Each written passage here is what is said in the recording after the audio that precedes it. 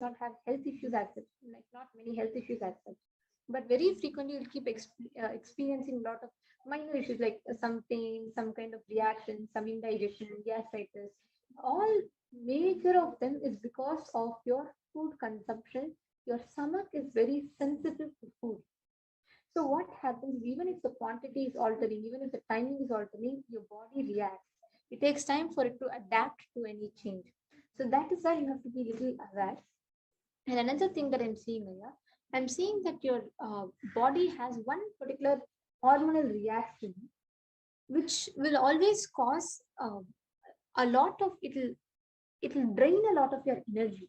So it's very easy that you will be put off. Like someone can very easily irritate you. Someone can very easily cause you disturb your inner space. And please understand, it is neither because of you nor because of the person outside. It is just that hormonal reaction. If you understand this much, the way you respond to life will start changing. It will become a powerful cognition for you if you start listening to your body, relating with it, healing it. And I didn't see major health issues, Aya, but please keep a check on the food that you eat, the content of the food, whether it's organic or not. That will have a huge impact in your thinking, in your decision making, and in your health. Yes. So we request Nathraj Magoya, please do get back. Christian Baran has gotten back saying, thank you, Ma, for this revelation. I started using bean organic protein. Maybe that is a problem. Christian Baran, I actually recommend if you could do a Google search of the ingredients. It is increasing a hormone. It is directly like just your directly it is affecting your cognition.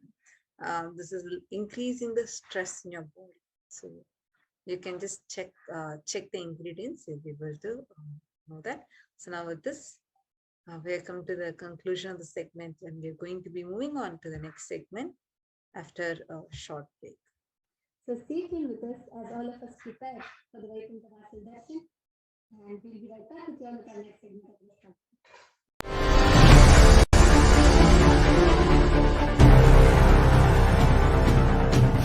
Time itself is nothing but your decision to struggle with the same rut.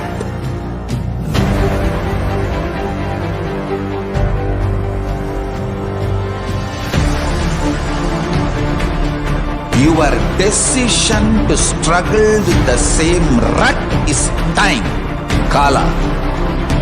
Your decision to swallow time is Kala Bhairava.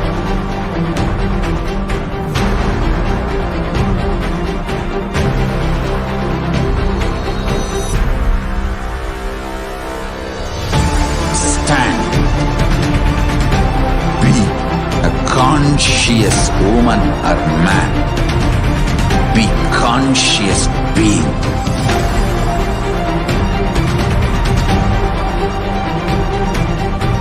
Shrink the time through conscious will persistence.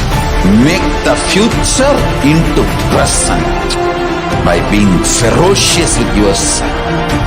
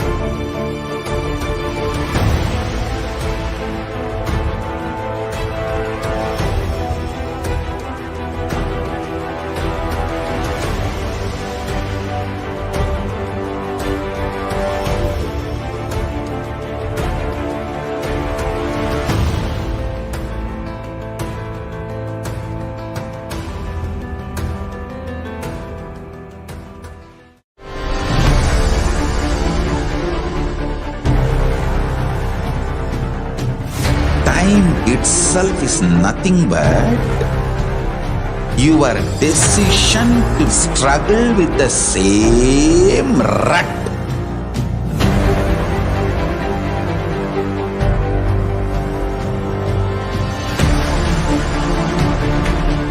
Your decision to struggle with the same rut is time, Kala.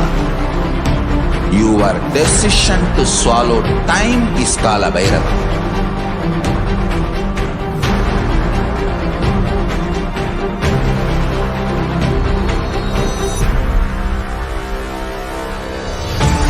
Stand.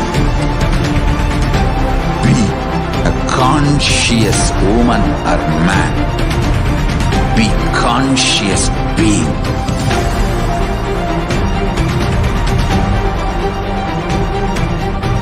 Shrink the time through conscious will persistence. Make the future into present by being ferocious with yourself.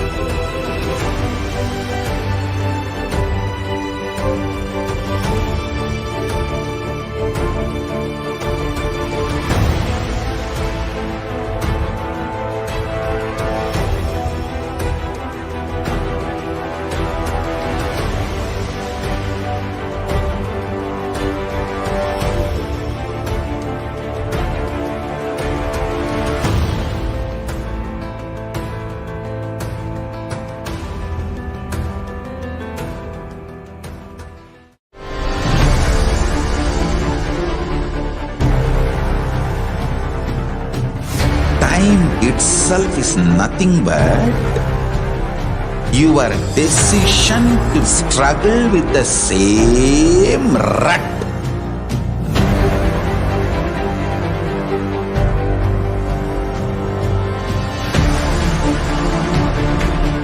Your decision to struggle with the same rut is time, Kala. Your decision to swallow time is Kala Bhairava.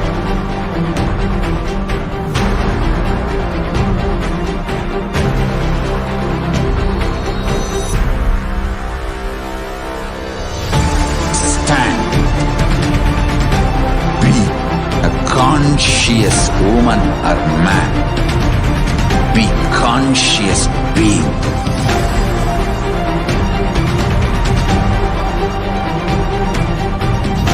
Shrink the time through conscious will persistence. Make the future into present by being ferocious with yourself.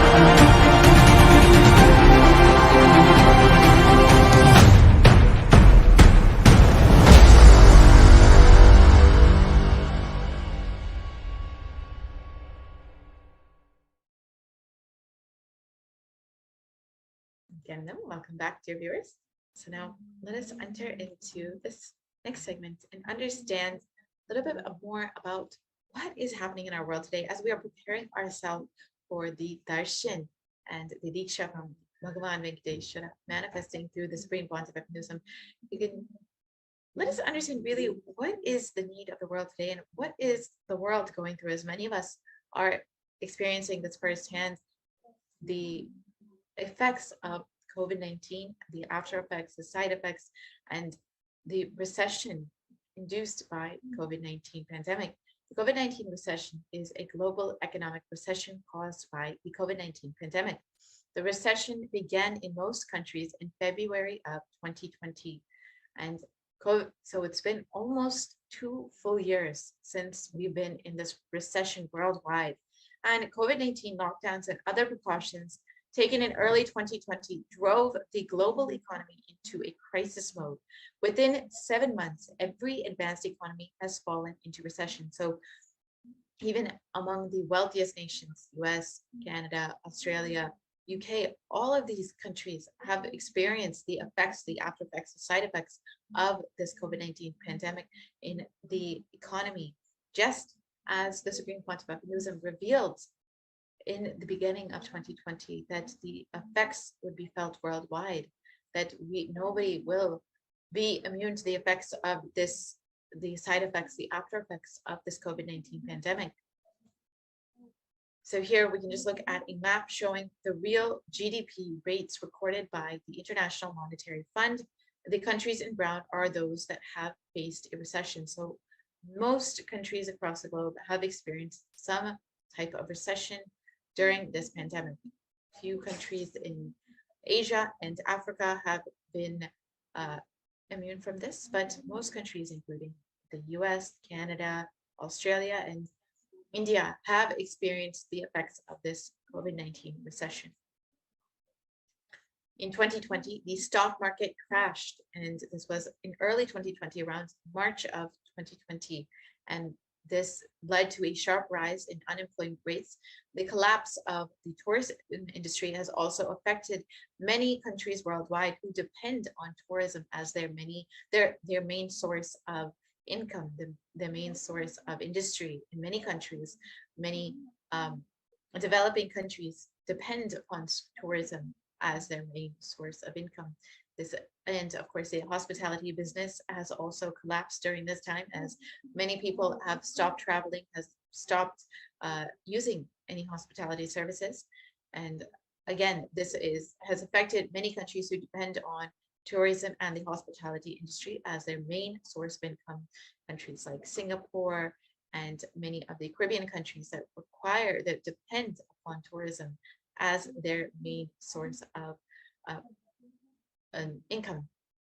And there has been a collapse of the price of oil as people have stopped traveling as much and are forced to stay at home. Many industries are shutting down. So the price of oil has also collapsed. There has been a collapse, and of course, small businesses who are unable to keep up during this pandemic, are unable to make ends meet during this time when many people are downsizing. There has been a destabilization and collapse of the energy industry. So prior to 2020, the sustainable energy resources were of high priority. After the onset of the pandemic, there has been a 30% decrease in the investment in sustainable energy options. And of course, there's been an increase in government debt across the globe. There's been an increase in economic inequality between the rich and the poor. So unfortunately, there is a drastic inequality between how this recession, this COVID-19 pandemic has affected the rich and the poor. There's a very major gap between the two ends of society, the rich and the poor. And unfortunately, it is the poor that are most affected by this pandemic and by this recession. Many industries like the food industry workers have lost jobs, and retail industry, the workers who work in retail industry and other customer service industry, many of them, due to the global lockdown, this pandemic have lost their jobs, their livelihood itself. And there's been a major downturn in consumer activity. Of course, many people are downsizing during this time. Many people have lost jobs and of course are spending less during this time. And the market liquidity is in a very serious crisis at this time. And there's been an increase in protests, riots, and civil unrest as many are experiencing the effects of this pandemic and the gap between the rich and the poor, the inequality gap between between races, rich and poor, and many other inequalities have been brought to light during this time. And there has been shortages in food and medical supplies across the globe. And many people have been directly facing the effects of this. And of course, we are all aware of the increase in the unemployment rate as the COVID-19 pandemic has directly affected most industries. The recession saw unusually high and rapid increases in unemployment in many countries. More than 10 million unemployment cases have been filed in the US alone.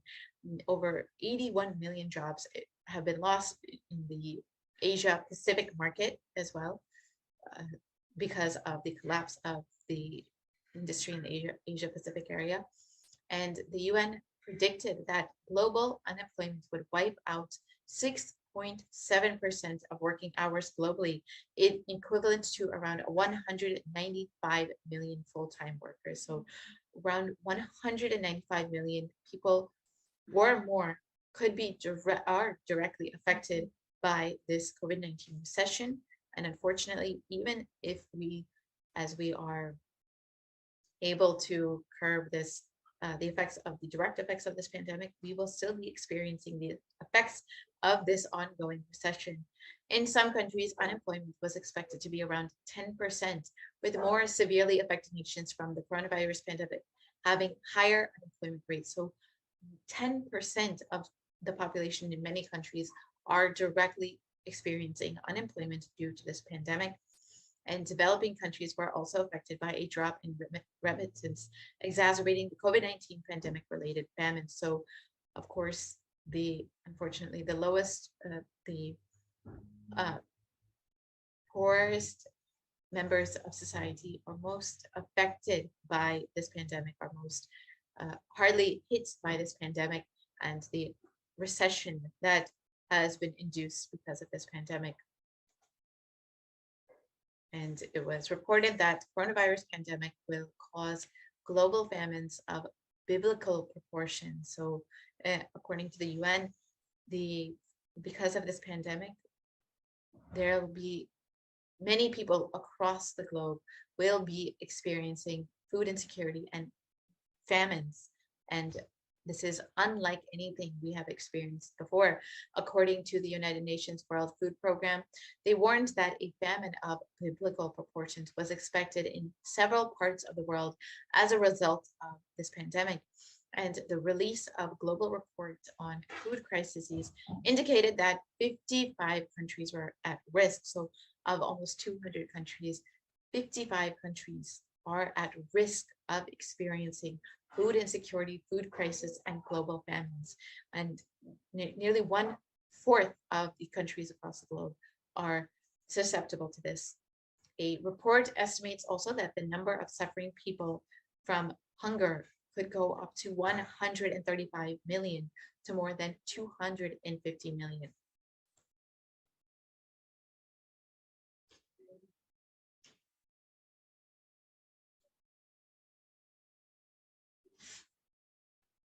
So almost a double in the number of people who are experiencing hunger and starvation across the globe, from 135 million to almost double to around 250 million people could experience food insecurity and food crises, these food shortages.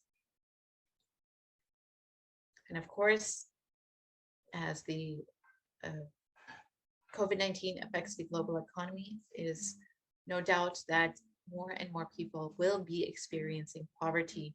more than 500 million people have been pushed or will be pushed further into extreme poverty.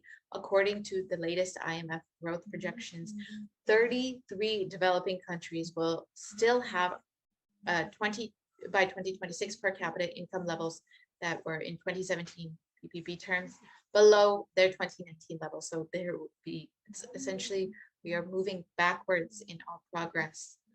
And by 2030, poverty estimates, we find that poverty headcounts will be at least 5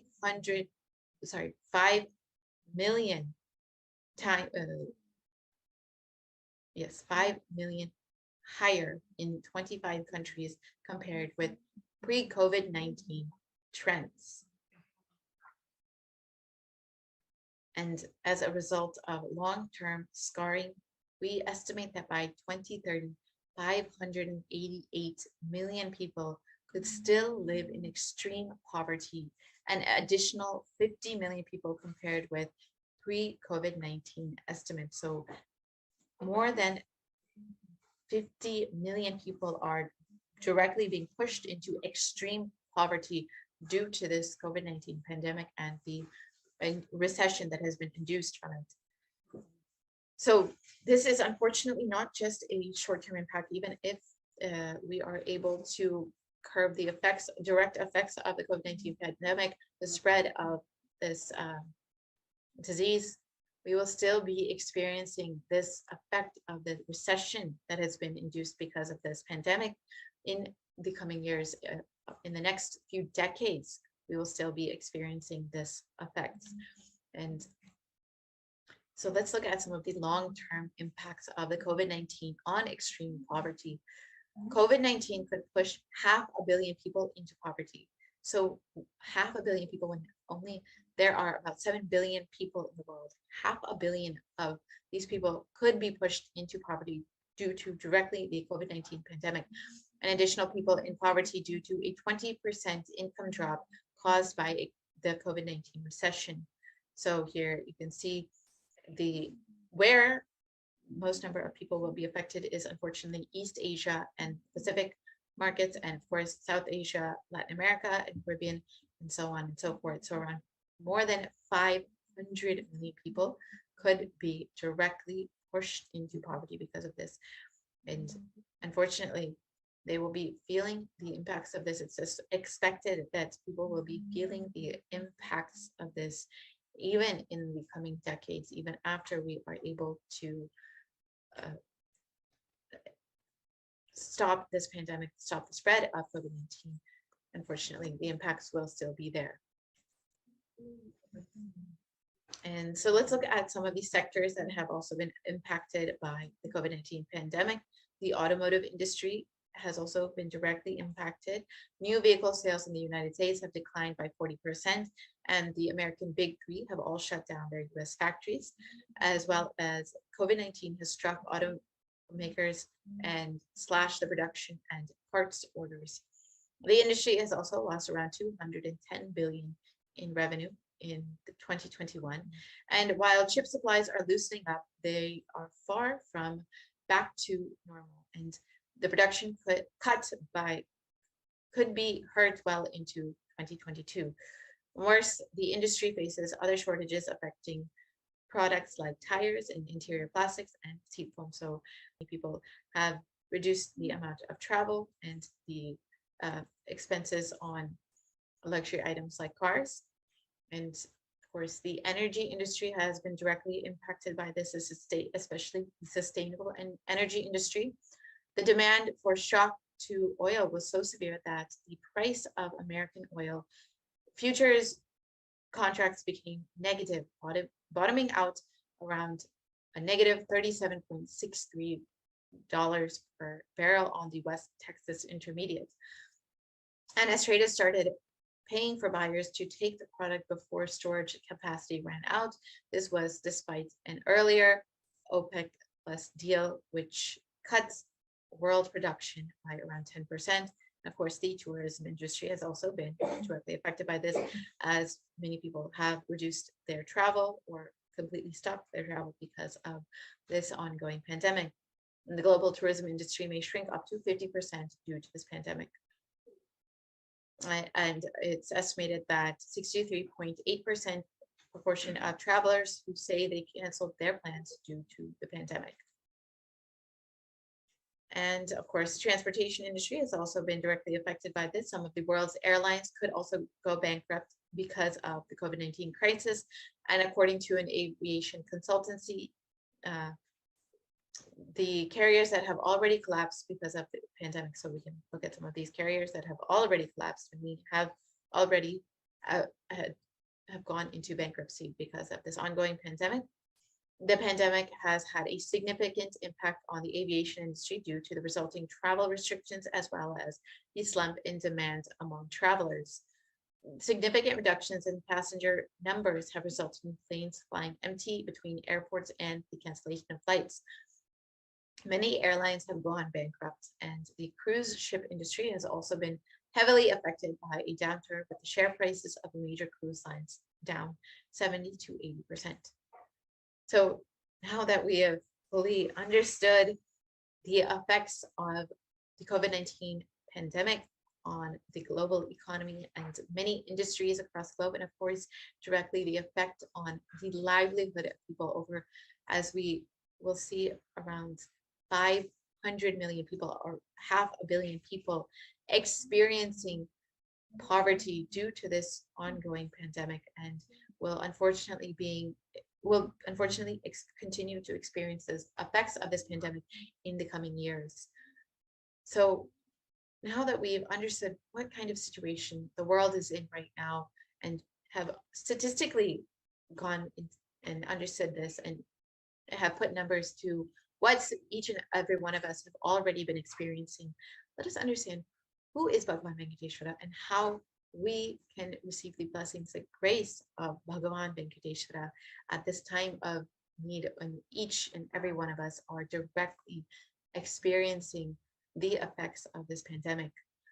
How we can connect with Bhagavan Venkateshwara and how we can receive his blessings, his grace, to experience wealth, consciousness, and abundance at this time of crisis. Venkateshwara is one of the most powerful modern day incarnations that has happened in Kali Yuga. Mahavishnu came down as Sheshadri, and Bhudevi took birth as Padmavati, and they got married and stayed on the planet Earth with the body for at least 200 years and created a beautiful kingdom, blessing the devotees with wealth, health, and all the auspicious things. So it's not just that Bhagavan Venkateshwara blesses you with abundance in the wealth dimension, but in all dimensions of life, Bhagavan Venkateshwara will directly bless you with abundance. And Venkateshwara's Murti in Tirupati is his very body. The Murti that stands today in Tirupati is the very body, the physical flesh of Bhagavan Venkateshwara. He decided to stand in Tirumala, Tirupati, making himself available to all the devotees. And Venkateshwara just became the deity, the very body, how he is standing. He just became the Archavatara. He just decided to stand there, continue to exist there in Tirumala, Tirupati, making himself available to all the devotees, disciples across the globe, making himself ready to bless and grace the devotees from Tirumala, Tirupati. And the Archavatara means the incarnation, the form of the deity, to receive all the worship and devotion of the devotees. Of course, this is the most sacred temple for Bhagavan Venkateshwara, as he himself stands there, and this is one of the most visited temples in India. So Srinivasa became the Archavatara, standing in Tirumala and gracing the whole world, the whole universe, showering wealth, health, and all the spiritual benefits. Venkateshwara has Shri Devi Mahalakshmi, the goddess of wealth and prosperity, within his chest. And so here is the Shastra Pramana for Bhagavan Venkateshwara from the Vaishnava Kanda, the Venkatachala Mahatmyam in the Skanda Purana. And it describes Venkateshwara, the one who gets the darshan of Lord Venkateshwara, even once attains salvation, he shall attain Sayuja with Vishnu. So today we will be blessed to receive the darshan of Bhagavan Venkateshwara manifesting through the Supreme Pontiff of Hinduism. And we will have the great punya, the great blessings of receiving this darshan, which according to the pramana, the shastras, that you can literally attain salvation just from one darshan of Bhagavan Venkateshwara. And in the Brahmanda Purana, it also contains the Sri Venkateshwara Sahasranama, the 1008 names of Bhagavan Venkateshwara, which occurs as the conversation between sage Vashishta and sage Narada, and also the Venkateshwara Ashtottara Stotram, the 108 names of Bhagavan Venkateshwara. And in this verse, it describes in the Krita Yuga, Lord Narasimha, in the Treta Yuga, Lord Sri Rama, in the Dvapara Yuga, Lord Sri Krishna, and in the Kali Yuga, Lord Sri Venkateshwara are called as the Pratiksha Devams, the living deities. And Bhagavan Venkateshwara as the living deity, as the Supreme Pontiff of Hinduism, manifesting through the Supreme Pontiff of Hinduism, is making himself available for all of humanity to connect with and to receive the blessings of at this time of crisis. And the Atma Pramana, the experience of the Supreme Pontiff of Hinduism himself, of Bhagavan Venkateshwara, the connection of the Supreme Pontiff of Hinduism himself, Bhagavan Venkateshwara, as Venkateshwara is the very muscle memory of the Supreme Pontiff of Hinduism. And in the words of the Supreme Pontiff of Hinduism, he describes, I have a very strong connection with Venkateshwara. My mother came to know that she was carrying me when she was on a pilgrimage to the Venkateshwara temple in Tirupati. She did the Anga Pradakshina, the circumambulation of the temple, by rolling on the floor around it. And after that, she vomited. Usually people vomit after the Anga Pradakshina. They gave her the prasada, the consecrated food of laddu, the fried Indian sweet. And after that, also again, she started vomiting. Then the elders saw the pulse and confirmed that she was carrying. The first sweet I got is from Venkateshwara. I have a strong connection with Bhagavan Venkateshwara.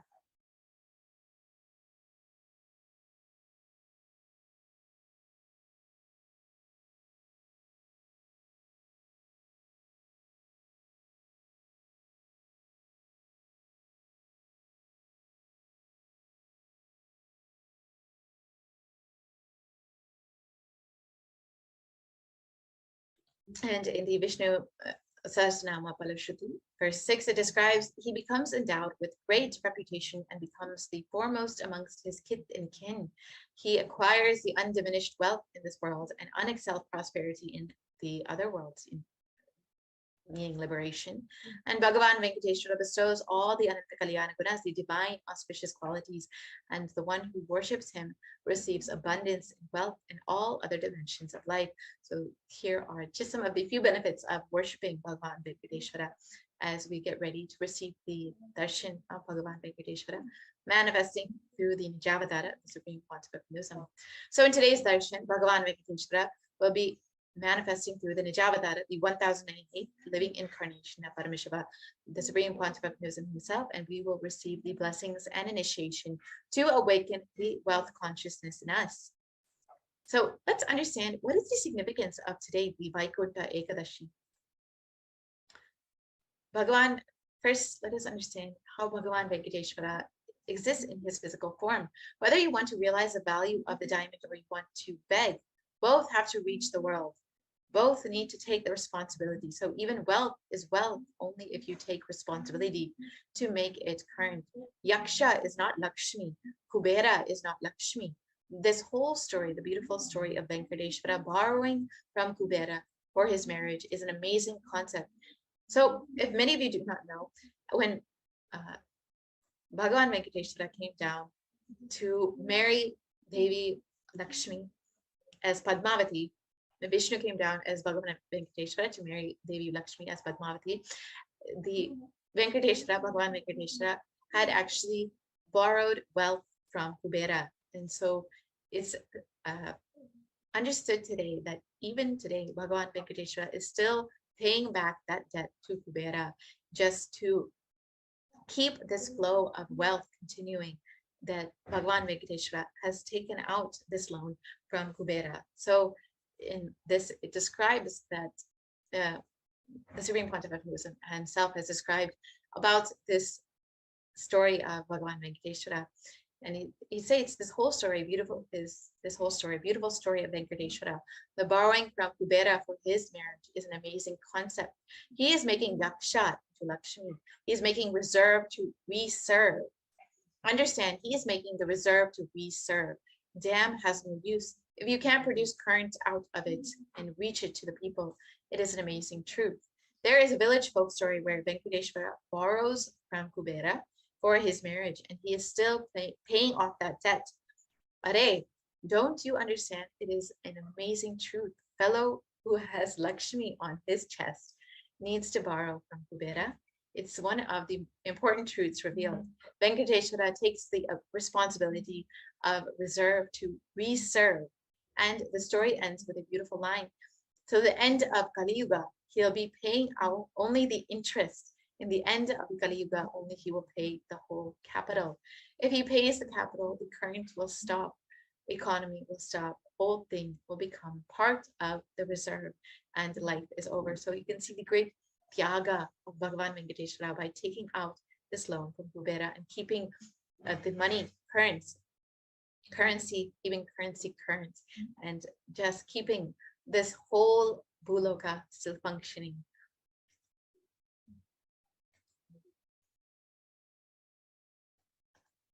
So the Vaikuntha Ekadashi, let's understand the history of the Vaikuntha Ekadashi. It's one of the most important and auspicious days for devotees of Bhagavan Vishnu. It is dedicated to Bhagavan Venkateshwara, and on this auspicious day, Bhagavan Venkateshwara assures his devotees liberation in both the inner and the outer world. The significance of Vaikuntha Ekadashi is mentioned in the Padma Purana. The Devas are unable to bear the tyranny of Murin, a demon, and approached Paramashiva, who directed them to Bhagavan Vishnu, and a battle ensued between Bhagavan Vishnu and this demon. And the Lord Bhagavan Vishnu decided to create a new weapon, and in order to slay this demon. In order to take rest and create a new weapon, the Lord Bhagavan Venkateshwara retired to a cave called Amaravati in Bhadrikashram. And when this demon tried to slay Bhagavan Venkateshwara, who was sleeping, the female energy that emerged from Bhagavan Venkateshwara burned him to ashes in one look. And Bhagavan Vishnu opened the gate of Vaikuntha, his abode, for the two demons, in spite of them being against him. They also asked for the boon that whoever listens to their story and sees the image of Bhagavan Vishnu coming out of the door, the Dvar, called the Vaikuntha Dvar, will reach Vaikuntha as well. So this has great significance today for all of us who will be able to directly reach Vaikuntha with the very darshan of Bhagavan Venkateshwara on this day. So let us understand a little bit more about the significance of this. Vaikuntham is a state and a space where there is only abundance. Vaikuntha Ekadashi is the day when Vaikuntha Dvaram, or the gates to Vaikuntha, are kept open for anybody to walk in. Anyone who enters the Vaikuntha Dvara on this day is guaranteed to attain the spiritual abode. So today is the gates of Vaikuntha are open for anyone and everyone to experience Vaikuntha. So there's a very special jewel that is worn on this Vaikuntha Ekadashi. And this jewel that Bhagavan Venkateshwara wears is called the Vaidurya jewel, and it is on his right chest. And he only wears it on this very special day, the Vaikuntha Ekadashi, on the Srivatsam. And the Vaidurya diamond is at least 1,000 years old, older than the diamonds. And that jewel has come out of the churning of the Milky Ocean. And there's only one piece available in the entire planet Earth, the one Bhagavan Venkateshwara himself is wearing. So if you are experiencing being stuck in the wealth dimension, today is the day to worship Bhagavan Venkateshwara and receive his blessings for attaining success in both the inner world and in the outer world. So if you are stuck with wealth, we need to understand what is the reason we are not able to manifest wealth. So let's look at some of the thought prints that we may be having that are stopping us from manifesting wealth. You may believe that generating wealth is hard. You may believe that I'm not born in a wealthy family, that I don't have enough wealth to start making more wealth, that people think I cannot generate wealth by doing what I like, and that I'm impractical. And you may believe I have to give up my freedom, like my health, likes, relationships, goals, and dreams to make wealth. And even if I generate wealth, it doesn't stay with me and leaves me, so I have to make a lot of wealth. And to make large wealth, I need to cheat and be corrupted. So other thought prints you may be carrying about wealth that may be stopping us from manifesting wealth is that once I am wealthy, I have bigger problems to attend and safeguard my wealth. If I become wealthy and successful, I will attract more enemies and lose my friendship. People will start liking me for the money that I have and not really me. More wealth is uncontrolled freedom that leads to bad habits and lifestyles. And many times we don't want to be wealthy, looking at some of the wrong examples. So we may be stuck with wealth because of all of these reasons. They may sound factually correct, but they are not.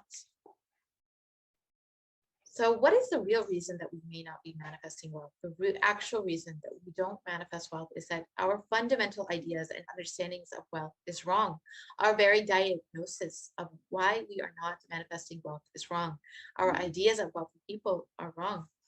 That pretty much sums to everything that we know about wealth is wrong, which is the reason that we don't manifest wealth. So now let us have the correct understanding about wealth. What is wealth? So according to Wikipedia, wealth is the abundance of valuable financial assets or physical possessions, which can be converted into a form that can be used for transactions. And it goes on. And this is according to what modern day understanding is of wealth. We've all heard of it. We don't need to necessarily go into depth about this. So let's now look at wealth as per Investopedia. Wealth measures the value of all the assets of worth owned by a person, community, company, or country. Wealth is determined by taking the total market value of all the physical and intangible assets owned, then subtracting all the debts. Essentially, wealth is the accumulation of scarce resources. So I'm not sure what any of that means to any of you, but this is not the actual definition of wealth as per Hinduism. Here is another definition according to Cambridge University. So let's actually look at the real definition of wealth as per Hinduism.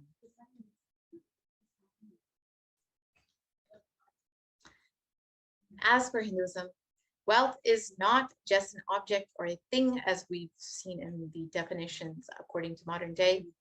It is an extension of you. Anything that adds to you is wealth.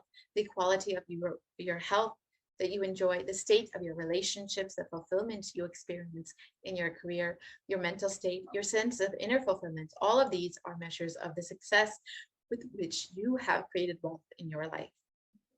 Wealth is not just money or currency. Money is one type of wealth. Currency is another type of wealth. And the assets are another type of wealth. But being alive, active, is actually a type of wealth. All four of these put together, money, currency, assets, being active, alive, wealth is wealth. Wealth can be equated to the life energy that you express. And all of these dimensions of wealth are just that, the expression of your life energy.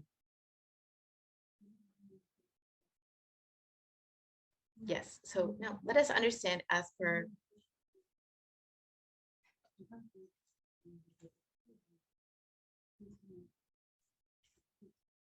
Yes, so now let us look at what is wealth consciousness. Wealth consciousness means making a clear decision to break out of the myths and mental patterns that impoverish us and draw us again and again into the poverty cycle. So life can be equated to two things. One is the ability to achieve what you want in the inner and the outer world, or the other option is just getting stuck in both the worlds. Wealth itself is not wrong. Your concept of wealth, if it is correct and proper, not only will it not be wrong, it will be right. If you have wealth, at least as the goal of if you have at least the goal of creating wealth in your life, you will be creative. Your energy will be channeled properly. So creating wealth is not something wrong. It is intense creative energy. And so a few basic concepts about wealth that we need to understand. When a man decides to create wealth, not steal, understand, creating wealth, you will have wealth and the great fulfillment that you lived. And your whole energy will be towards the creation, not destruction of others. The people who are interested in destroying others and harassing them, they're completely dull, dead. In their very consciousness, they are poor. If you are grabbing from others without contributing anything, that is called a sin. Those methods of grabbing, stealing, robbing is wrong, sin. So creating wealth is an intrinsic part of life. The first priority in life should always be for moksha, enlightenment. Till that happens, the second priority in life can be wealth, creating wealth. Anything else is a third priority. So first, remove the guilt about wealth from your life. Second, understand the expression of wealth through you is equivalent to the wealth that you create, not grab, but that you create. So now let us understand diagnosing why we are not manifesting wealth. So first, we need to have the right diagnosis of why we're not manifesting wealth. Everybody wants to have wealth in their life, but they do not increase the life energy in them to the level that they want it. Wealth can be equated to the life energy you express. It is a straight equation because as of now, a normal man has wealth as the first priority in life. So if you do not have wealth, do not blame anybody. You are not expressing life in you. Life energy is not happening inside of you. So you don't manifest what you want, what you desire. You manifest what you believe. You manifest your cognitions, what you cognize and perceive as reality. Many of us, so we need to understand the gap between our beliefs and our desires. Many of us feel that I really desire wealth, but deep down you believe wealthy people are arrogant people, bad people, they do a lot of wrong things. So if you carry this belief, wealthy people are arrogant, bad, wrong, they do wrong things and exploit others, you have this cognition, this belief, how will you manifest wealth in your life? Your perception is the key. Your perception is the material out of which your reality is made. If you desire wealth, but you believe, perceive, cognize wealthy people are bad, or wealth is too much responsibility, naturally, you will not manifest wealth in your life. The gap between your desire and your perception is called mental patterns. So now let us look at some of the common beliefs that you may be carrying about wealth. So one of the most common beliefs that many of us carry is that wealthy people are arrogant or bad people. So we carry the deep resistance of wealth, leading us to not accumulate wealth. And even if we accumulate wealth, we carry the guilt of wealth. So this is not the truth. Arrogance does not come by wealth. Arrogant people will be arrogant whether they have wealth or not.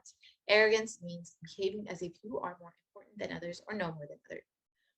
So however, we wrongly associate wealth to arrogance and create a pattern and start hating wealth as well, the same way that we hate arrogance. Another common belief that many of us carry is that poverty is good. Deep inside of us, we label poverty as a good quality.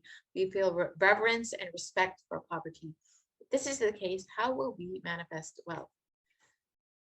At least when you brag about your wealth and try to create an identity, you will be little intelligent because society would have beaten you and you would have learned a lot of lessons from society and you will become more creative.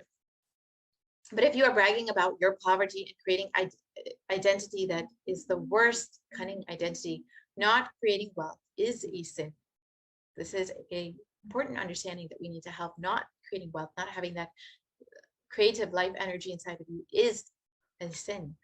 Just like grabbing, stealing, accumulating wealth in a wrong way is a sin, the same way not creating and being poor is a sin. So another common belief that many of us carry is that handling wealth is more responsibility. We may feel uncomfortable. Whatever I want, I will not get it. Maybe you came to this conclusion by looking at some wealthy people who did not have any time for themselves. And some of the other inadequate beliefs that we may be carrying about wealth is that making money is a sin. However, this is not true. Create as much wealth as you can, celebrate it, share it. Wealth consciousness is high creativity with high responsibility. We also may believe that wealthy people work smart, not hard. Again, this is not true. Do not be too lazy to bend your body and mind to realize your dreams. If you read the story of any famous millionaire today, you will see that wealth did not come from a genie in a bottle. Comes from hard work. And then another inadequate belief that we may be carrying is that you have to be worthy of wealth. However, this is not true either. Wealth serves those who are wealthy in their very consciousness. So anything that you cognize, you create a certain energy field about your cognition. You attract situations, people, everything around you to make that cognition into reality. All you need is will persistence. Your decision, you are not going to give up. Your intention is will persistence. So first, we need to repair our mental patterns. Your mental patterns go on affecting you, but you always tell yourself, I'm too busy to repair myself. It's like sitting in a broken car and going on, rotating the handle, or pushing and pulling the gears, doing whatever you want. You're not going to move 1 inch. And if somebody says to you, why don't you repair your broken car? You're not moving anywhere. You tell them, no, I'm too busy to repair. I can't get down now and repair because I'm busily, hurriedly going to some place. This is utter stupidity. So first, you need to understand that it is possible. You may be desiring to have wealth, but you may not be believing, perceiving, cognizing it as your possibility. The first and foremost important step that we need to do is create an energy field of attracting wealth around us. So now let us understand the secrets of attracting wealth as revealed by the Supreme Pontiff of Hinduism himself.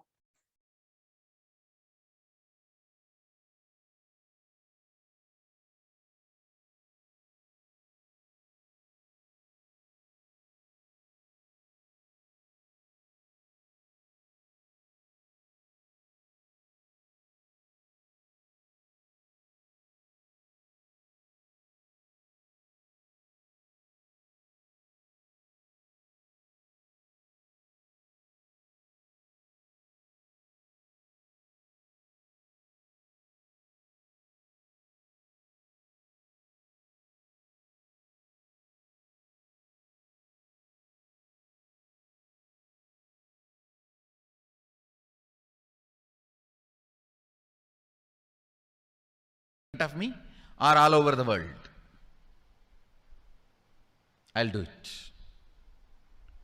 The first step we need to do,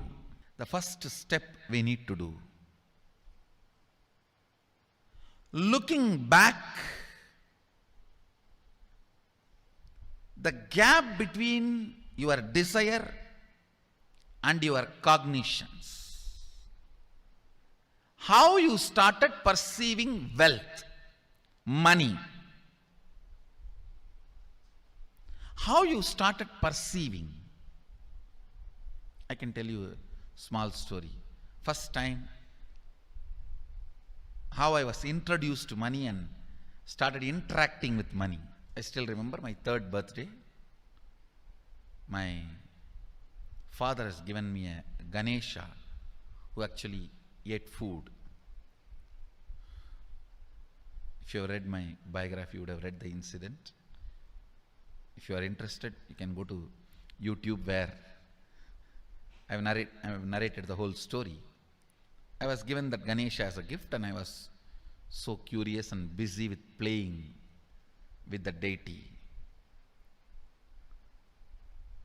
And then in Indian village we have a habit, all the family elders will give coins on the birthday as a gift to the kids. So I was sitting and playing with my Ganesha and all the family elders came. I am supposed to bow down to them. It's a tradition. So I touch their feet and they will give money.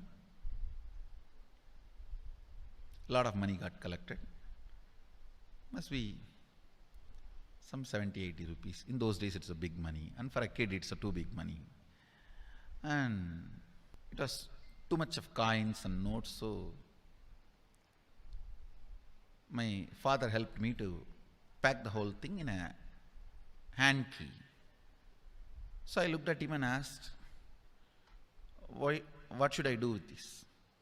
He said, you can buy whatever you want. I said, I don't need anything. I only wanted this Ganesha. You already gave it to me. I don't need anything. He said, then you can give it to anybody you want. So I just called all my cousins, brothers, everyone was playing. I grew up in a large joint family. 27 of us grew up together.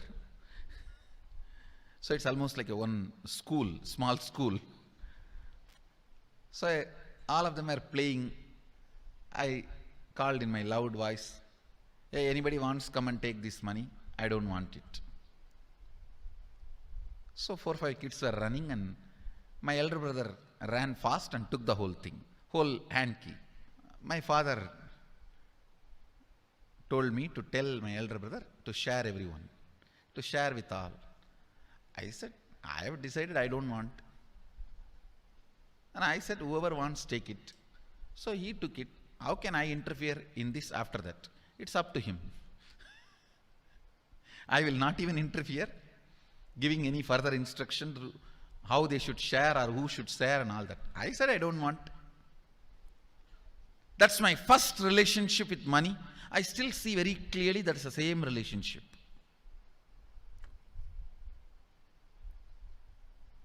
Still, I don't touch money.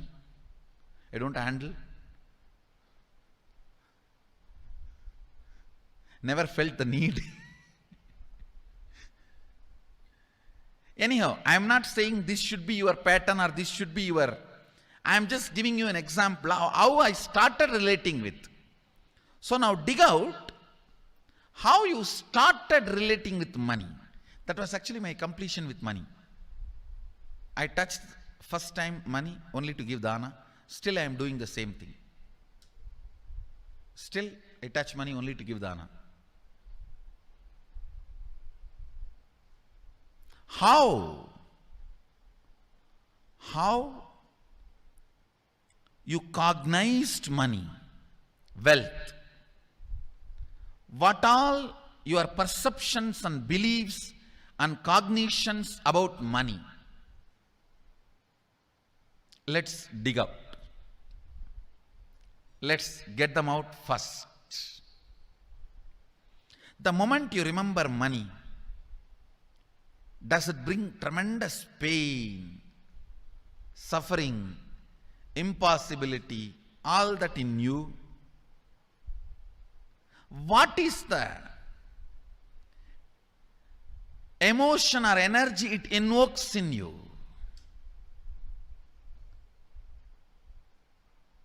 So put your pen to paper and just keep writing whatever comes to your mind. If you feel tortured, irritated, the moment you think of money, whatever you think, money is difficult, money is impossible, money is, unless you cheat, you can't get the money. Even if you cheat it, somebody will cheat from you. So much goes on inside you about money. Your incompletions with money. Just spend few minutes and let's dig out all the incompletions, mental patterns we have, perceptions, beliefs and cognitions we have about money. Listen, the first step we need to do now, cleaning up, completing these mental thought patterns, the incompletion patterns related to wealth, and stopping them from recurring. Please understand, biggest problem is when you do not recognize something as a pattern, it continues to exist in you and recur. Please understand. Recurring, for example, today you remember, yes, I have a lot of incompletions and patterns. Incompletion means, let me define.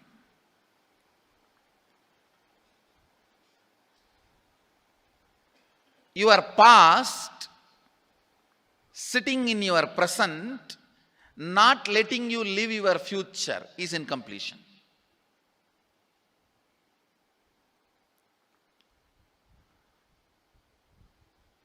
It has no logic. Because you lost love of somebody, you decide never to love again. It has no logic.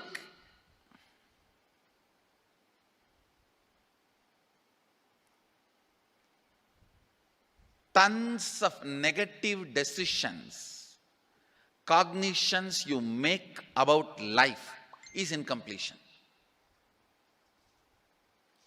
I'll give you one small example. 8-year-old kid is in the classroom. Teacher asks, who is the first Prime Minister of India? The kid jumps on the bench and shouts, Mahatma Gandhi. Naturally, the whole class laughs, because Mahatma Gandhi is not, neither is Mahatma nor he is first Prime Minister. Okay, that you leave it. When the whole class laughs, she decides never to come in the front, jump up and be active. Even after 50 years, if she becomes a CEO of a company,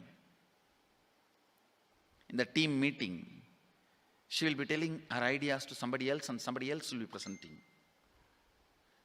Even if she is the head of the meeting, she will continue to suffer the decision she made at the age of 8. How many of you see this is happening even in your life in some form? That is what I call incompletion.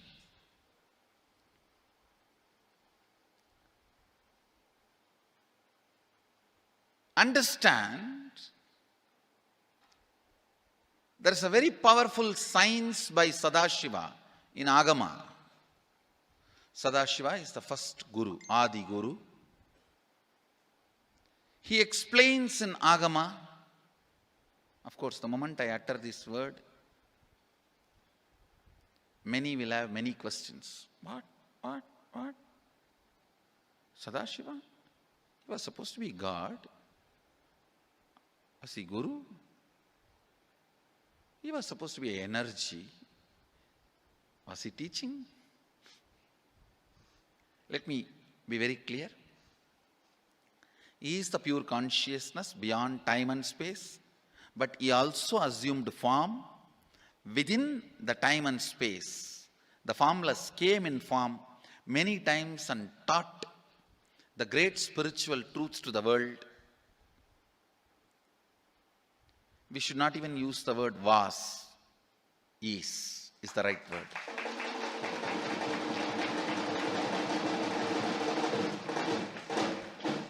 He gives a beautiful science of completing with this incompletion patterns, known, unknown. Understand, if you know the reason for certain pattern, it is called known pattern.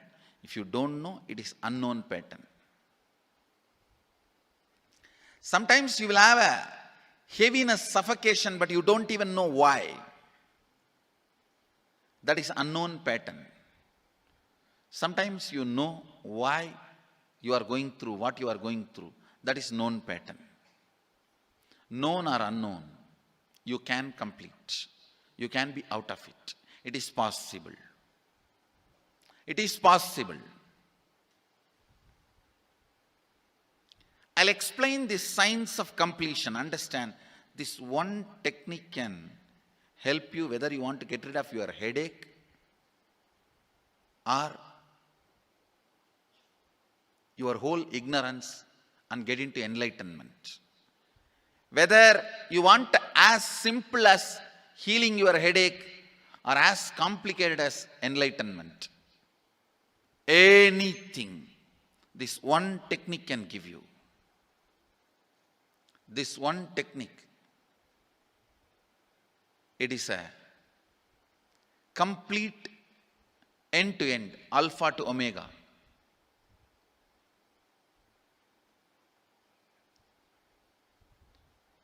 It's from Sadashiva directly. In the Agama, 94th verse, 22nd technique. The chapter is called Shivajnanopanishad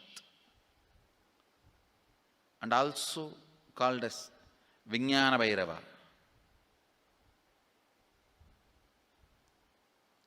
chittatyanta kritirnasti mamantar bhavayet iti vigalpanam abhavena vigalpair uchito bhavet. You don't have to remember. I am uttering every time so that I will remember. That's all. No, it is just to keep the purity of the teaching. I want all of you to know, whatever I am sharing with you is my personal enlightenment experience, which is in tune with the earlier master's experience. My apta pramana, my atma pramana in tune with the apta pramana, means the earlier masters, the shastra pramana. Only that can become your sakshi pramana.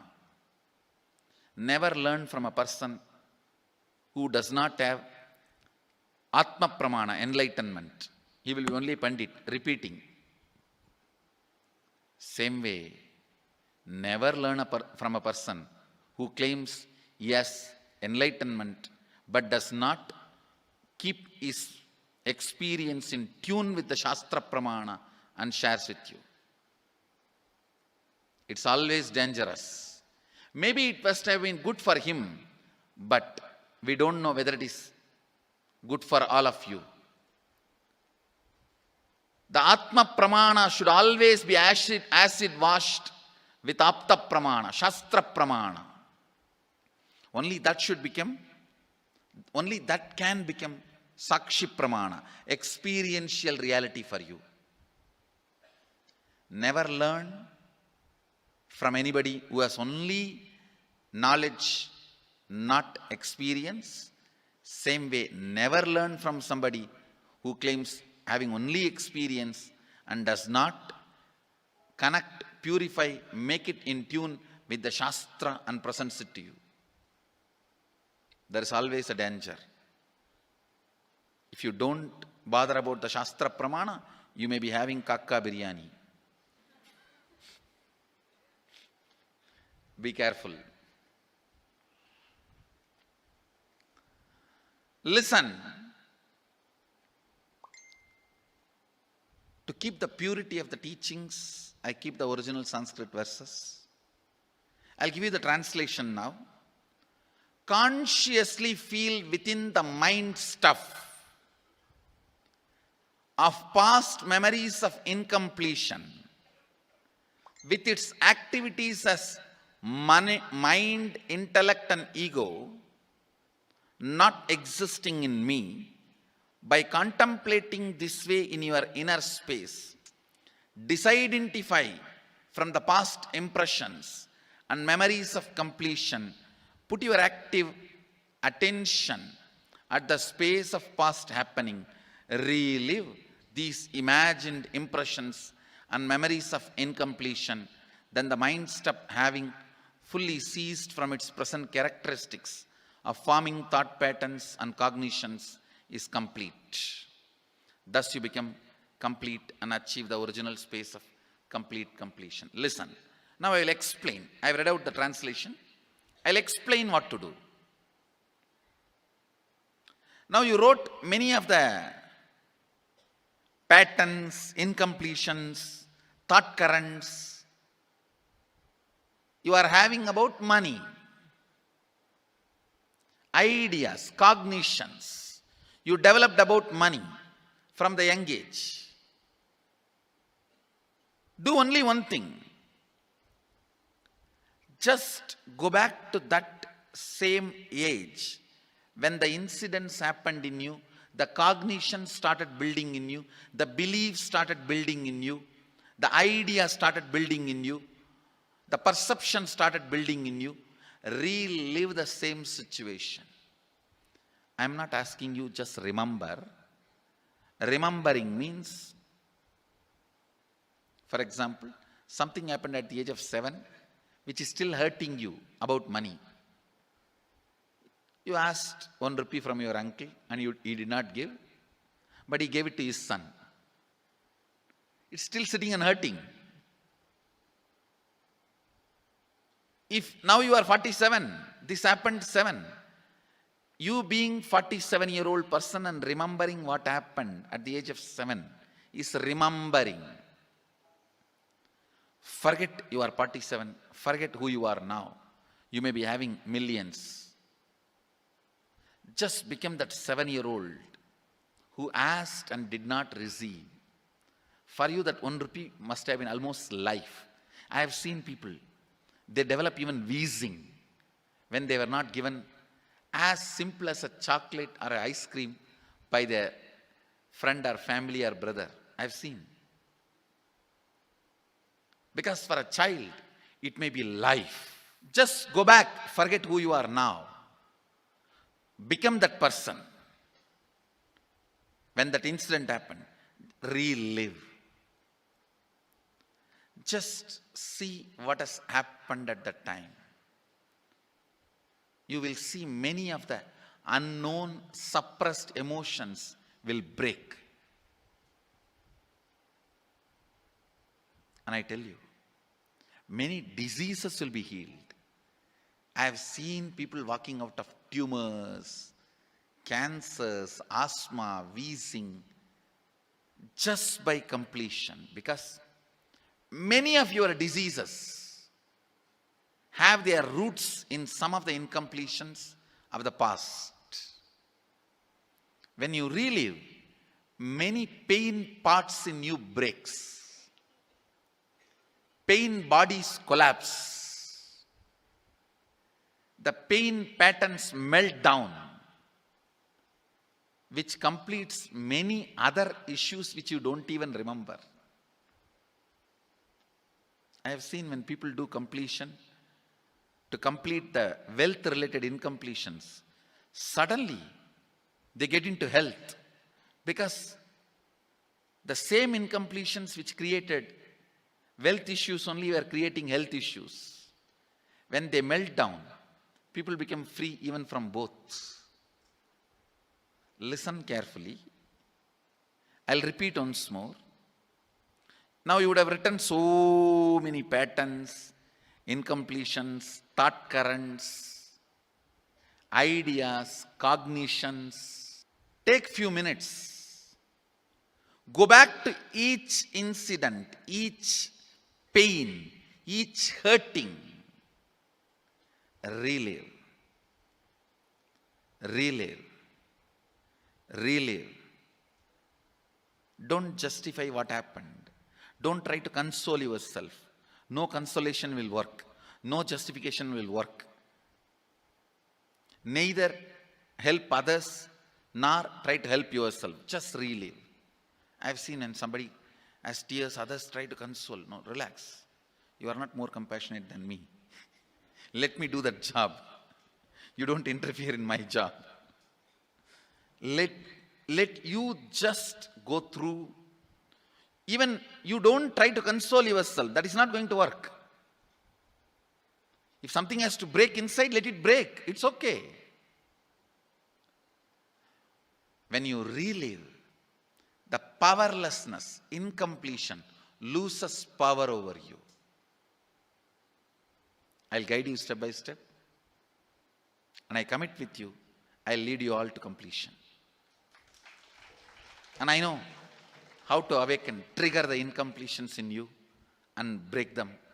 Help you to relive and relieve. I am supporting all of you. Have courage. Let's clean up.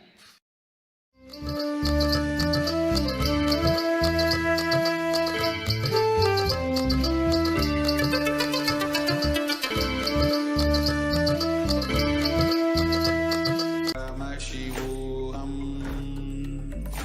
Om Nithyananda Paramashivoham. Om Nithyananda Paramashivoham.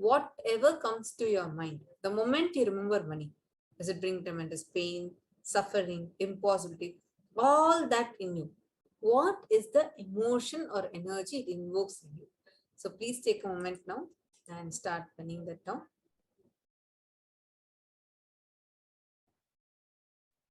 You all can make a note of this exercise. And now we'll be taking out the second step in the interest of time.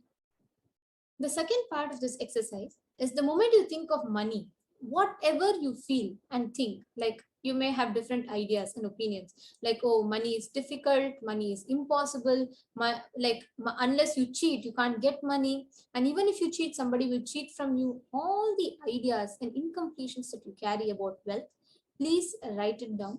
See, so much goes on inside you about money, your incompletions with money. Just spend few minutes and let's dig out all the incompletions, beliefs, mental patterns we have, perceptions, beliefs, and cognitions that we have about money. Anything, any cognition, any belief that you care about money, then that. So each belief or cognition starts from a particular incident. These incidents, you have to identify them. Wherever the wrong or incomplete beliefs about wealth has started forming in you, identify those incidents in life, feel it and relieve them.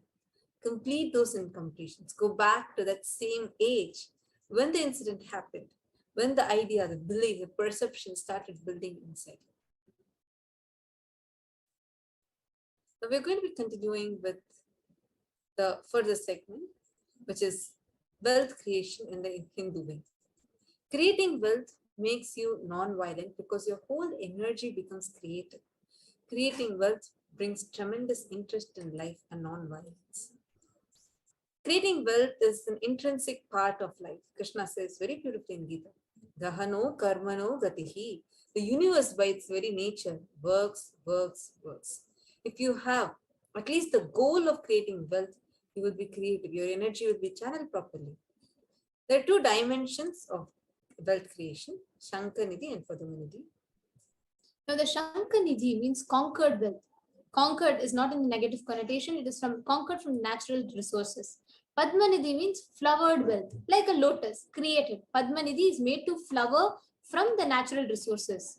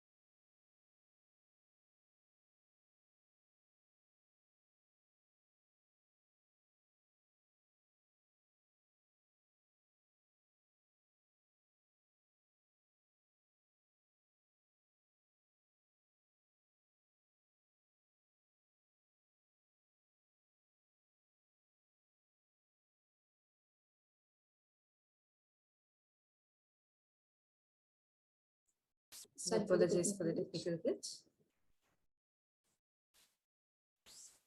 So the other two dimensions, there are two more dimensions for the wealth sustenance. First we saw the two. Now we are seeing the two dimensions of the wealth sustenance. Two types, Kubera and Lakshmi. Kubera holds the wealth, sits on the wealth. Example, the treasury, stock market. Kubera enjoys a subtle power that holding wealth can bring. Whereas Lakshmi represents the wealth that is flowing, circulating, current. Lakshmi uses the wealth to enrich herself and the world. Lakshmi creates wealth effortlessly, uses it freely, distributes it unconditionally.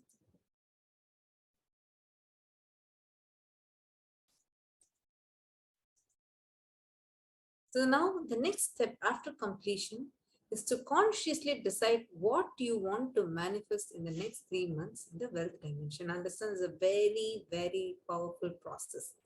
anything that you want to manifest, especially in the wealth dimension, simply this can help you manifest.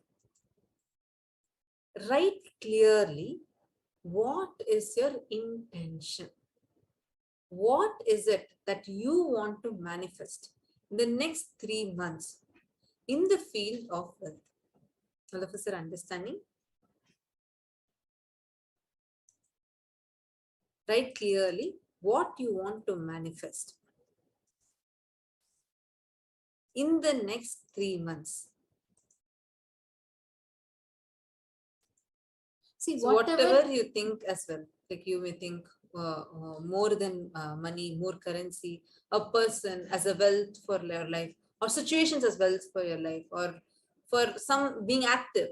People feel even extraordinary powers as wealth.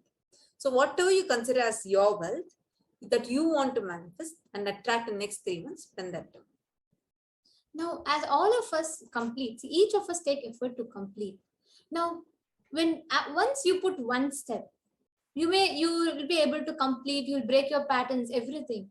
But ultimately, one of the most powerful way, what is known, unknown, to complete both, it is through Guru's grace. With deep devotion and oneness with Guru, you can complete all the binding cognitions on wealth and manifest life with prosperity and abundance. There is a very beautiful verse from Guru Gita. It says, Gukarastvandhakarascha Rukarastteja uchyate Ajnanagrasakam Brahma Gurureva na samshayaha. The syllable Gu is darkness and the syllable Ru is said to be light. There is no doubt that the Guru is indeed the supreme knowledge that swallows the darkness of ignorance. Guru Murtim Smare Nityam Guru Nama Sadha Japet Guru Rajñam Prakurvita Guru Ranyanna Bhavayet. always remember the Guru's form. Constantly repeat the divine name given by the Guru. Always follow the Guru's commands. And never think of anything other than the Guru. Sarva Papa Vishuddhatma Shri Guru Pada Sevanat Dehi Brahma Bhavedasmat Tvat Kripartam Vadami Te. Out of compassion for you, I shall tell you how the embodied soul becomes Brahman, having been purified by all the sins by serving the feet of the Guru. Thus, the words of Paramashiva himself to Parashakti about Guru.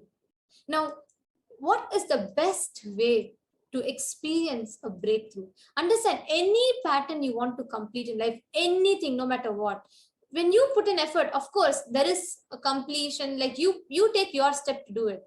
But with the Guru, simply he removes the known, unknown, possible, impossible, everything from you and gives you that pure energy to manifest. He creates the reality for you.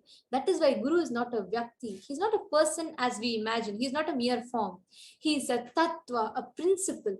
He's simply a physical representation of the divine. In the Vedic tradition, the spiritual teacher, the Guru, is said to be more important than God himself. God is always everywhere, but it is a Guru who opens the disciples' eyes to the existence of God. Guru is the doorway for one to experience God or divine. Guru Bhakti is an intense, pure feeling connection with the Guru. Guru exists as embodied form of God, Paramashiva, and Paramashiva is the unmanifest of Guru. God is a state of Guru, and Guru is a statement of God. Guru is a manifestation of Paramashiva, and Paramashiva is the unmanifest of existence of Guru. Guru Bhakti is intense, pure, existential energy which can liberate you from all known, unknown, unnecessary delusions. All of us want to live with wealth and abundance in our lives. We want to live as Bhagavan Venkateshwara.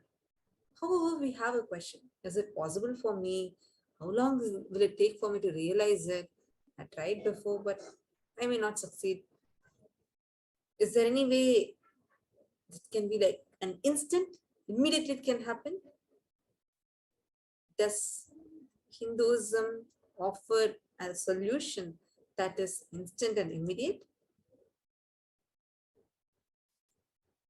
So there is a very beautiful tradition called the Niluvathopadi in Tirumala Tirupati.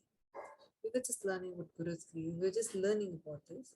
See, the devotees of Bhagavan Venkateshwara offer whatever they have, money, gold, jewels, whatever they have.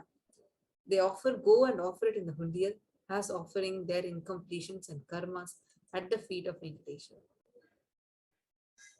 It is an ancient custom still in practice where a devotee offers all the adornments that he or she is wearing at the time of visiting the temple, and they offer it in the temple hundi. Actually, usually the times of disasters, grief, the devotees take a vow and are said to be fulfilled like this once their struggles are past. Actually, Niluvu Topadi is a very beautiful word by itself. Niluvu is all your karma and everything. Topadi means snatching away. Literally means snatching away. Niluvu Topadi means where Bhagavan Venkateshwara snatches away all your karma, suffering, everything. Usually it's a very beautiful custom followed in Tirumala, Tirupati. To this day, if you visit, you will have a beautiful experience of it. You will see thousands of devotees. They'll all be decked up with gold, jewelry, everything. The moment they see Venkateshwara, the moment their ichha is fulfilled, like the moment they have the darshan, they are so filled out of gratitude, they'll feel like everything is invaluable. They just take and they'll offer all their karmas at the feet of Bhagavan Venkateshwara. Now, today, for all of us, we are having the grace and blessings to have the physical darshan, where you can offer your karmas at the feet of Bhagavan Venkateshwara, at the feet of the Pratyaksha form of Bhagavan Venkateshwara. There's a very beautiful verse from Bhagavad Gita, the 66th verse from the 18th chapter, where Bhagavan Krishna says to Arjuna, Sarvadharman parityajya mameka sharanam vraja, aham tvam sarva papebhyo mokshayishyami ma suchaha. Bhagavan Krishna says, abandon all the varieties of dharmas and simply surrender unto me alone. I shall liberate you from all the sinful reactions. Do not fear. People seek blessings from Bhagavan Venkateshwara for all kinds of their unfulfilled desires, wants to get through the difficulties of life matters. And they seek the blessings from him by offering the Mokku Baddi, giving in return, or Niluvu Dopidi, offering to the Lord whatever they wear on the body, especially the jewels. It is believed by doing so, doing the above, they get blessed by Bhagavan Venkateshwara and get relieved psychologically. And it is so strongly believed that in the case of failing or neglecting the offerings to the Lord, he would make them offer with interest. That is why Bhagavan Venkateshwara, Balaji, is also named as otherwise. Vaddi Kasula Vadu means he who collects interest for the conscious offerings.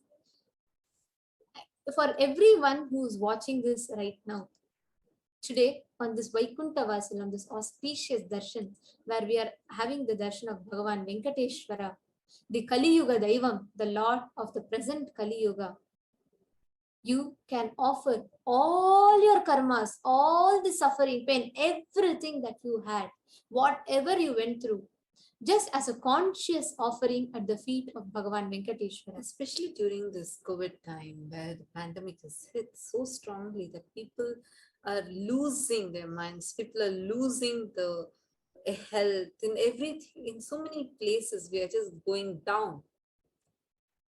Understand, all the pain, suffering, karmas that are sitting inside us, just offer them to Bhagavan Venkateshwara.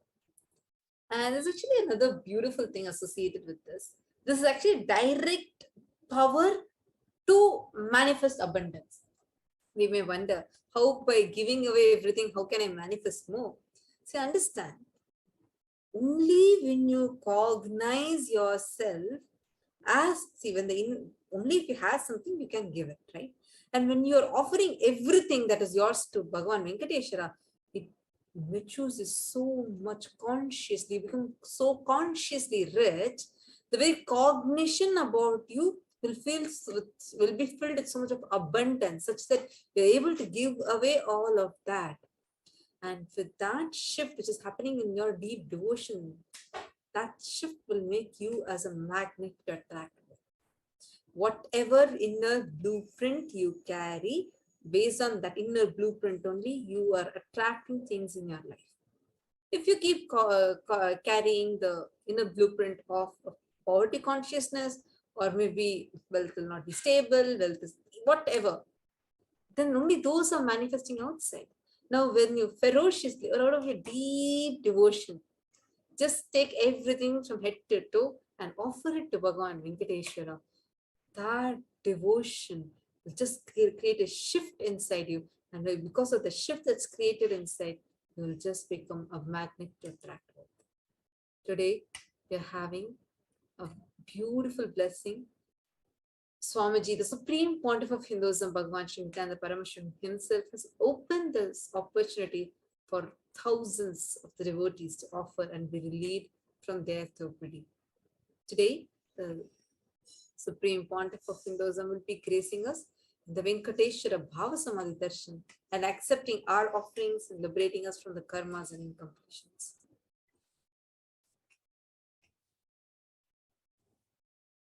Now, let's understand the procedures to offer the Niluvuthoppadi.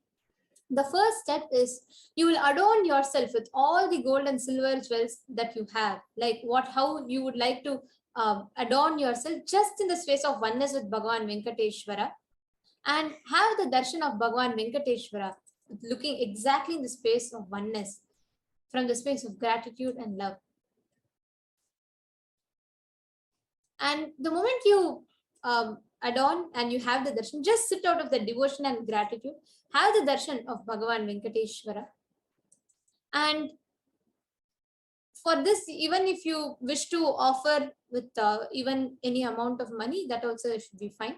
An offering of any gold jewelry, precious gems, offering of Niluvuthoppadi will help you in removing all the karmas of lifetimes, as by dropping the various attachments that we surrender ourselves at the feet of Bhagavan Venkateshwara. Now, once after the darshan, so during the darshan, you'll be sitting with all of this. And once the darshan starts, right, once after the darshan, you'll be spreading a clean piece of white cloth. Please make sure it's a clean piece of white cloth, fresh, new white cloth, and arrange all your jewelries, whatever you want to offer. Just connect to Bhagavan Venkateshwara and tell, whatever I have as me, my attachments, everything I'm surrendering to you. Offer what, even, see, it need not be you need to offer like, a huge set of items. No, even if you have one small, let's say you have one ring, but your intense intention to offer the karma is more powerful than even offering 1000 kg gold. So understand, it is the context, the space from which you offer.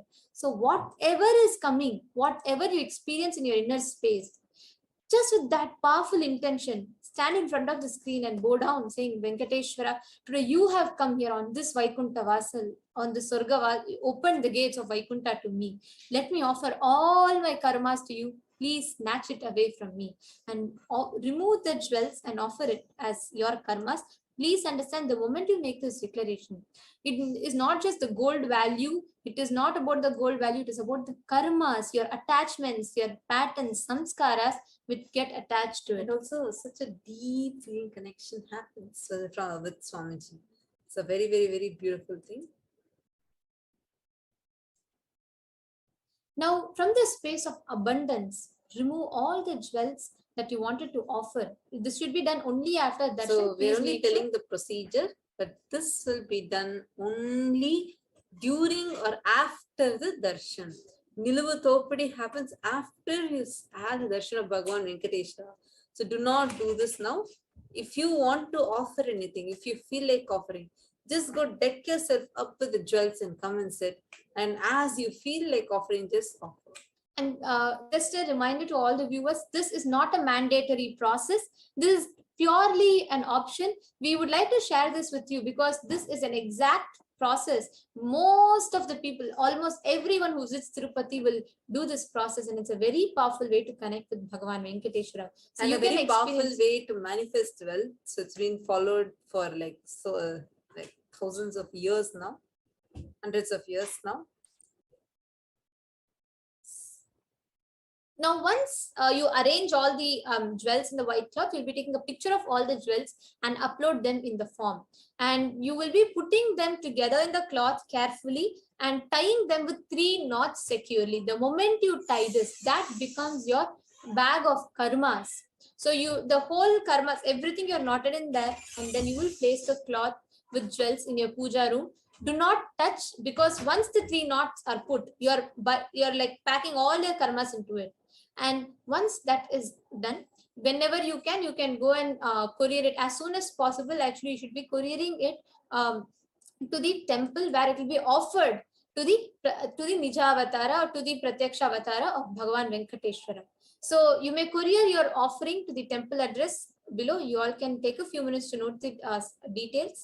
It is Nithyanandeshwara Hindu Temple, 14071, Patent Drive, number 850, Chino Hills, California, 91709. I would like to repeat again. It's Nithyanandeshwara Hindu Temple, 14071, Patent Drive, hashtag 850, number 850, Chino Hills, California, 91709. And if you're offering it through cash, please you all can go to gateway.nithyananda.org/NHTLA to make your offering there.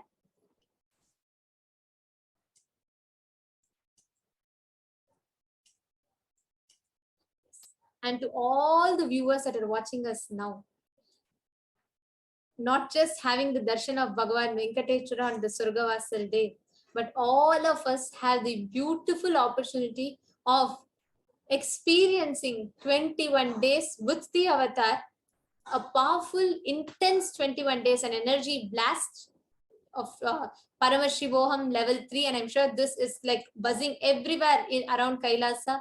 So many people are waiting to experience Paramashivoham directly in the presence of the avatar. So to all those who want to experience Paramashivoham, this is the right time to take the jump. When you just see Venkateshwara, if any of you have intention to manifest Paramashivoham, we have a very, very exciting announcement for all of you. You can post your prayers, your intentions to Bhagavan Venkateshwara, and all your wealth obstacles, everything, you will receive directly Bhagavan Venkateshwara's blessings for you to manifest Paramashivoham.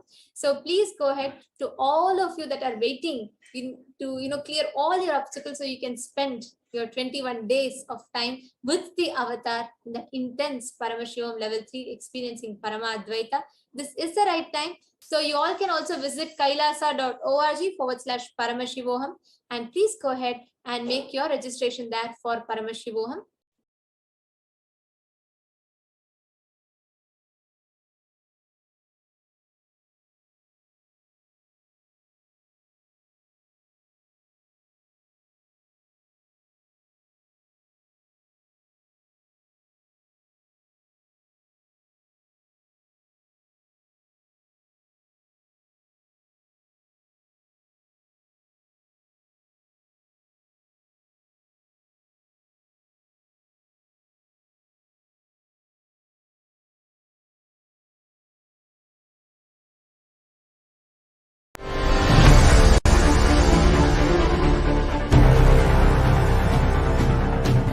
Time itself is nothing but your decision to struggle with the same rut.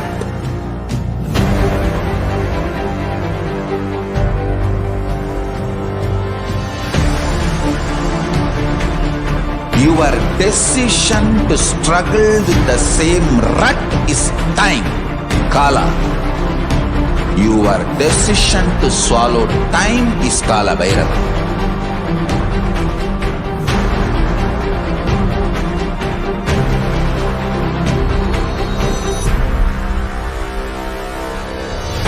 Stand. Be a conscious woman or man. Be conscious being.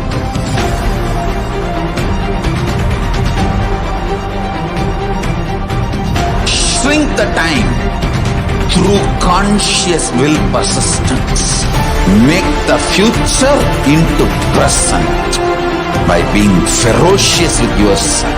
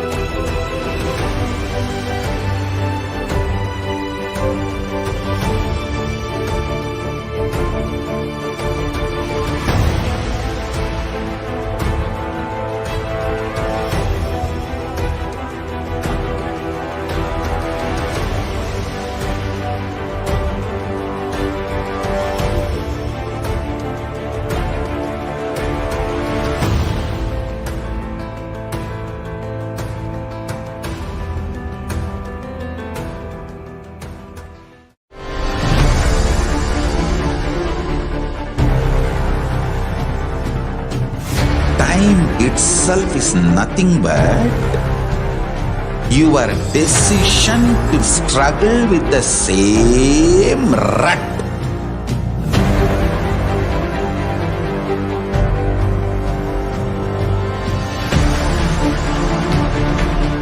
Your decision to struggle with the same rut is time, Kala. Your decision to swallow time is Kala Bhairava.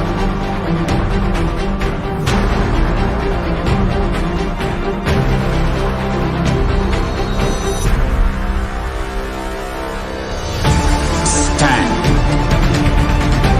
Be a conscious woman or man. Be conscious being.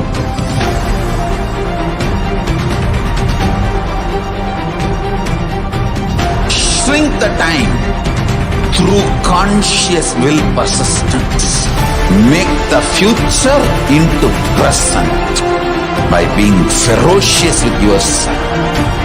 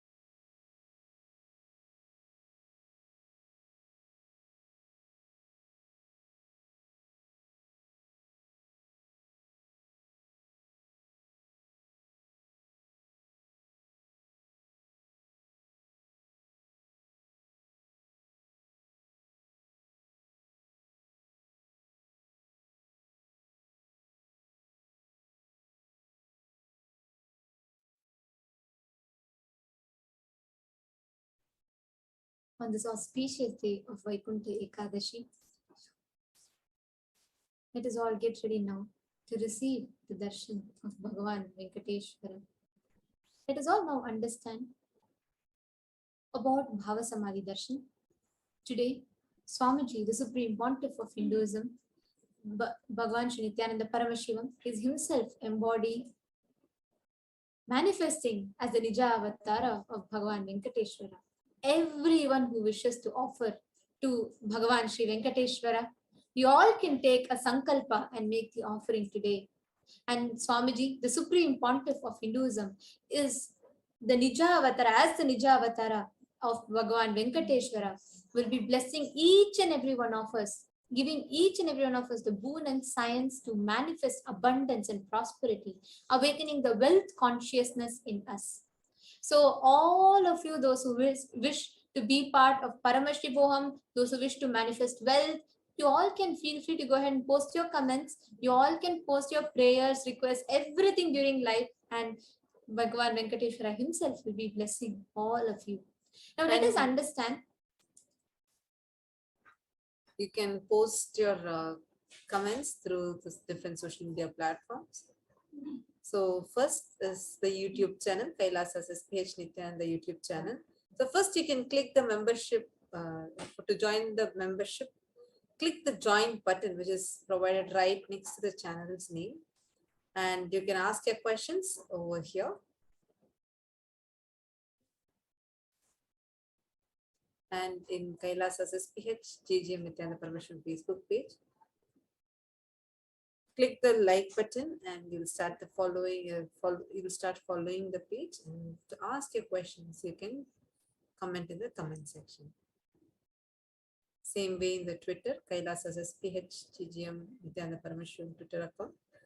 You can click the follow button and follow Ashwini Nithyananda on Twitter and ask your questions in the reply section with a tweet with hashtag Ask the Avatar.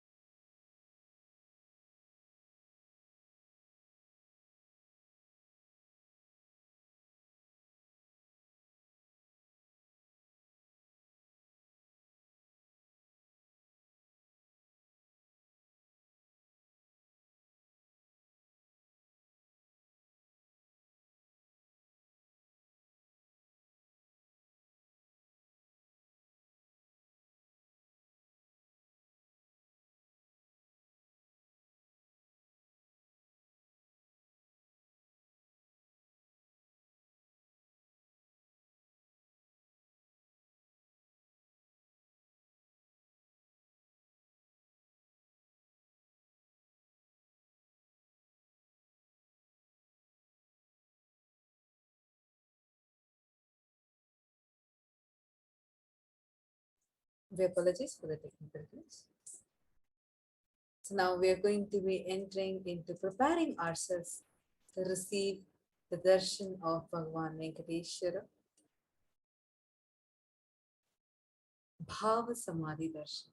So what is Bhavasamadhi darshan? Bhava is defined as directing and activating the emotional and spiritual energy that is created through meditation on the avatar. It is not an event that's happening in time and space. The darshan happens the moment we are lifted out of time and space. During the Bhavasamadhi darshan, our neurons mirror that of the avatar. Actually, we have a beautiful video called Awakening the Non-Mechanical Parts of the Brain, where Swamiji has detailedly elaborated and explained the science behind mirroring of neurons.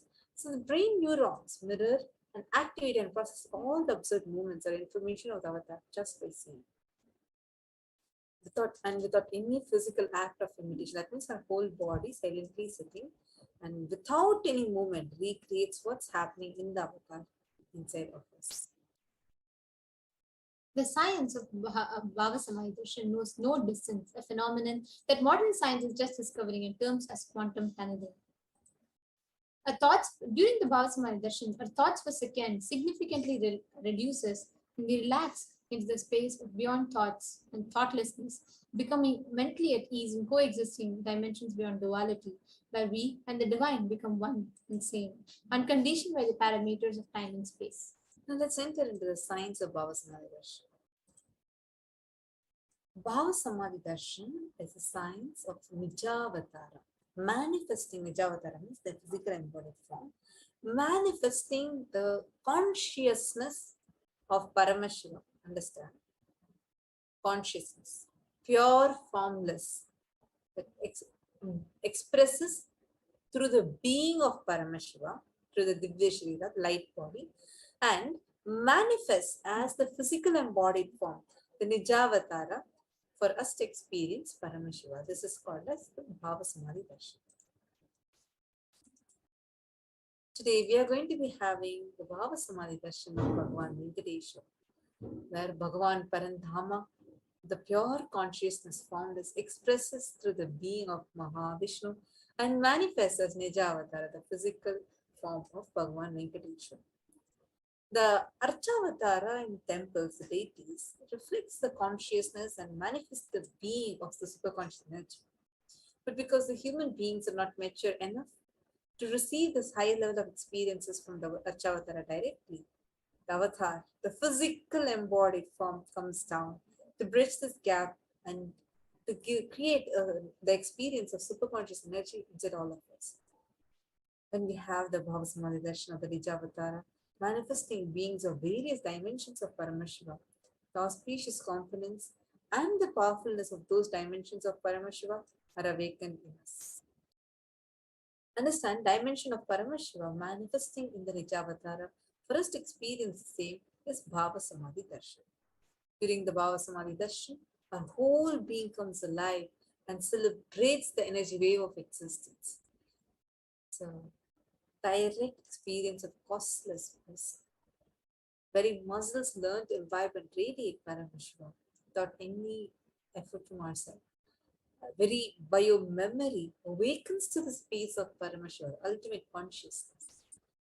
To have a glimpse of the avatar, to have the darshan of the avatar, cleanses the karmas of lifetimes and creates a deep, lasting transformation. So, what's the best place to receive this darshan from? Gratitude. Because this enables the reflection of consciousness in all levels, physical, psychological, and ultimately the conscious level. Because at this time, all our needs, wants, Satya Sankalpas, everything drops. And in the space of gratitude, we just become pure, ready to reflect the consciousness of Paramashiva. And that is all you need to manifest the best for your life and the lives of the people around you. Now, the right context to be in is, I know you are the source of everything, the Parandama. You are everything, and you are in the embodied form of the Supreme Pontiff of Hinduism. And you are the one who's in this body too. You are the source of both. Let me connect with you, that you reveal yourself to me Let me be in the BHAVASAMADHI. Now, in the same space, let us all get ready and prepare ourselves with the Panchopchara Puja. So we request everyone to take a few minutes. You all can set up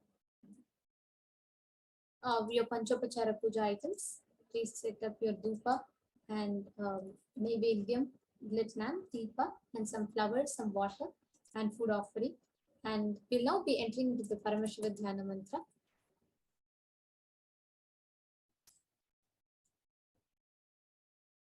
Yes. The Paramashiva Dhyana Mantra is blessed by the Supreme Pontiff of Hinduism as the Mantra Diksha.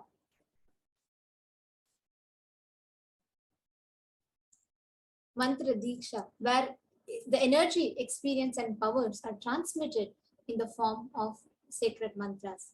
Just like how an avatar births himself as the transmits his energy and shaktis through a touch by the Sparsha Diksha and through the words by the Mantra Diksha, similarly an avatar births himself in the form of sacred mantras and transmits his energy experiences to us in the form of sacred chants. Now, the Paramashiva Dhyana Mantra is blessed by the Supreme Pontiff of Hinduism for anyone to whom this is chanted from the space of oneness and deep blissful awareness. That person is bestowed with health and well-being, wealth, abundance and prosperity, love and fulfilling relationships, enormous growth and success in business, job and finances, and a blissful life manifests without any kind of dosha and evil eyes or any evil effects in their life. Let us all now enter into the Paramashiva Dhyana Mantra. Today we will be praying to Bhagavan Venkateshwara for all of us to manifest wealth consciousness, breakthroughs in wealth, for all the incompletions about wealth to completely leave our system, for each and every one of us to manifest and awaken the consciousness of wealth and abundance and prosperity. Now let's all begin the Paramashiva Dhyana Mantra. Om Nithyananda Paramashivoham. Om Nithyananda Paramashivoham. Om Nithyananda Paramashivoham.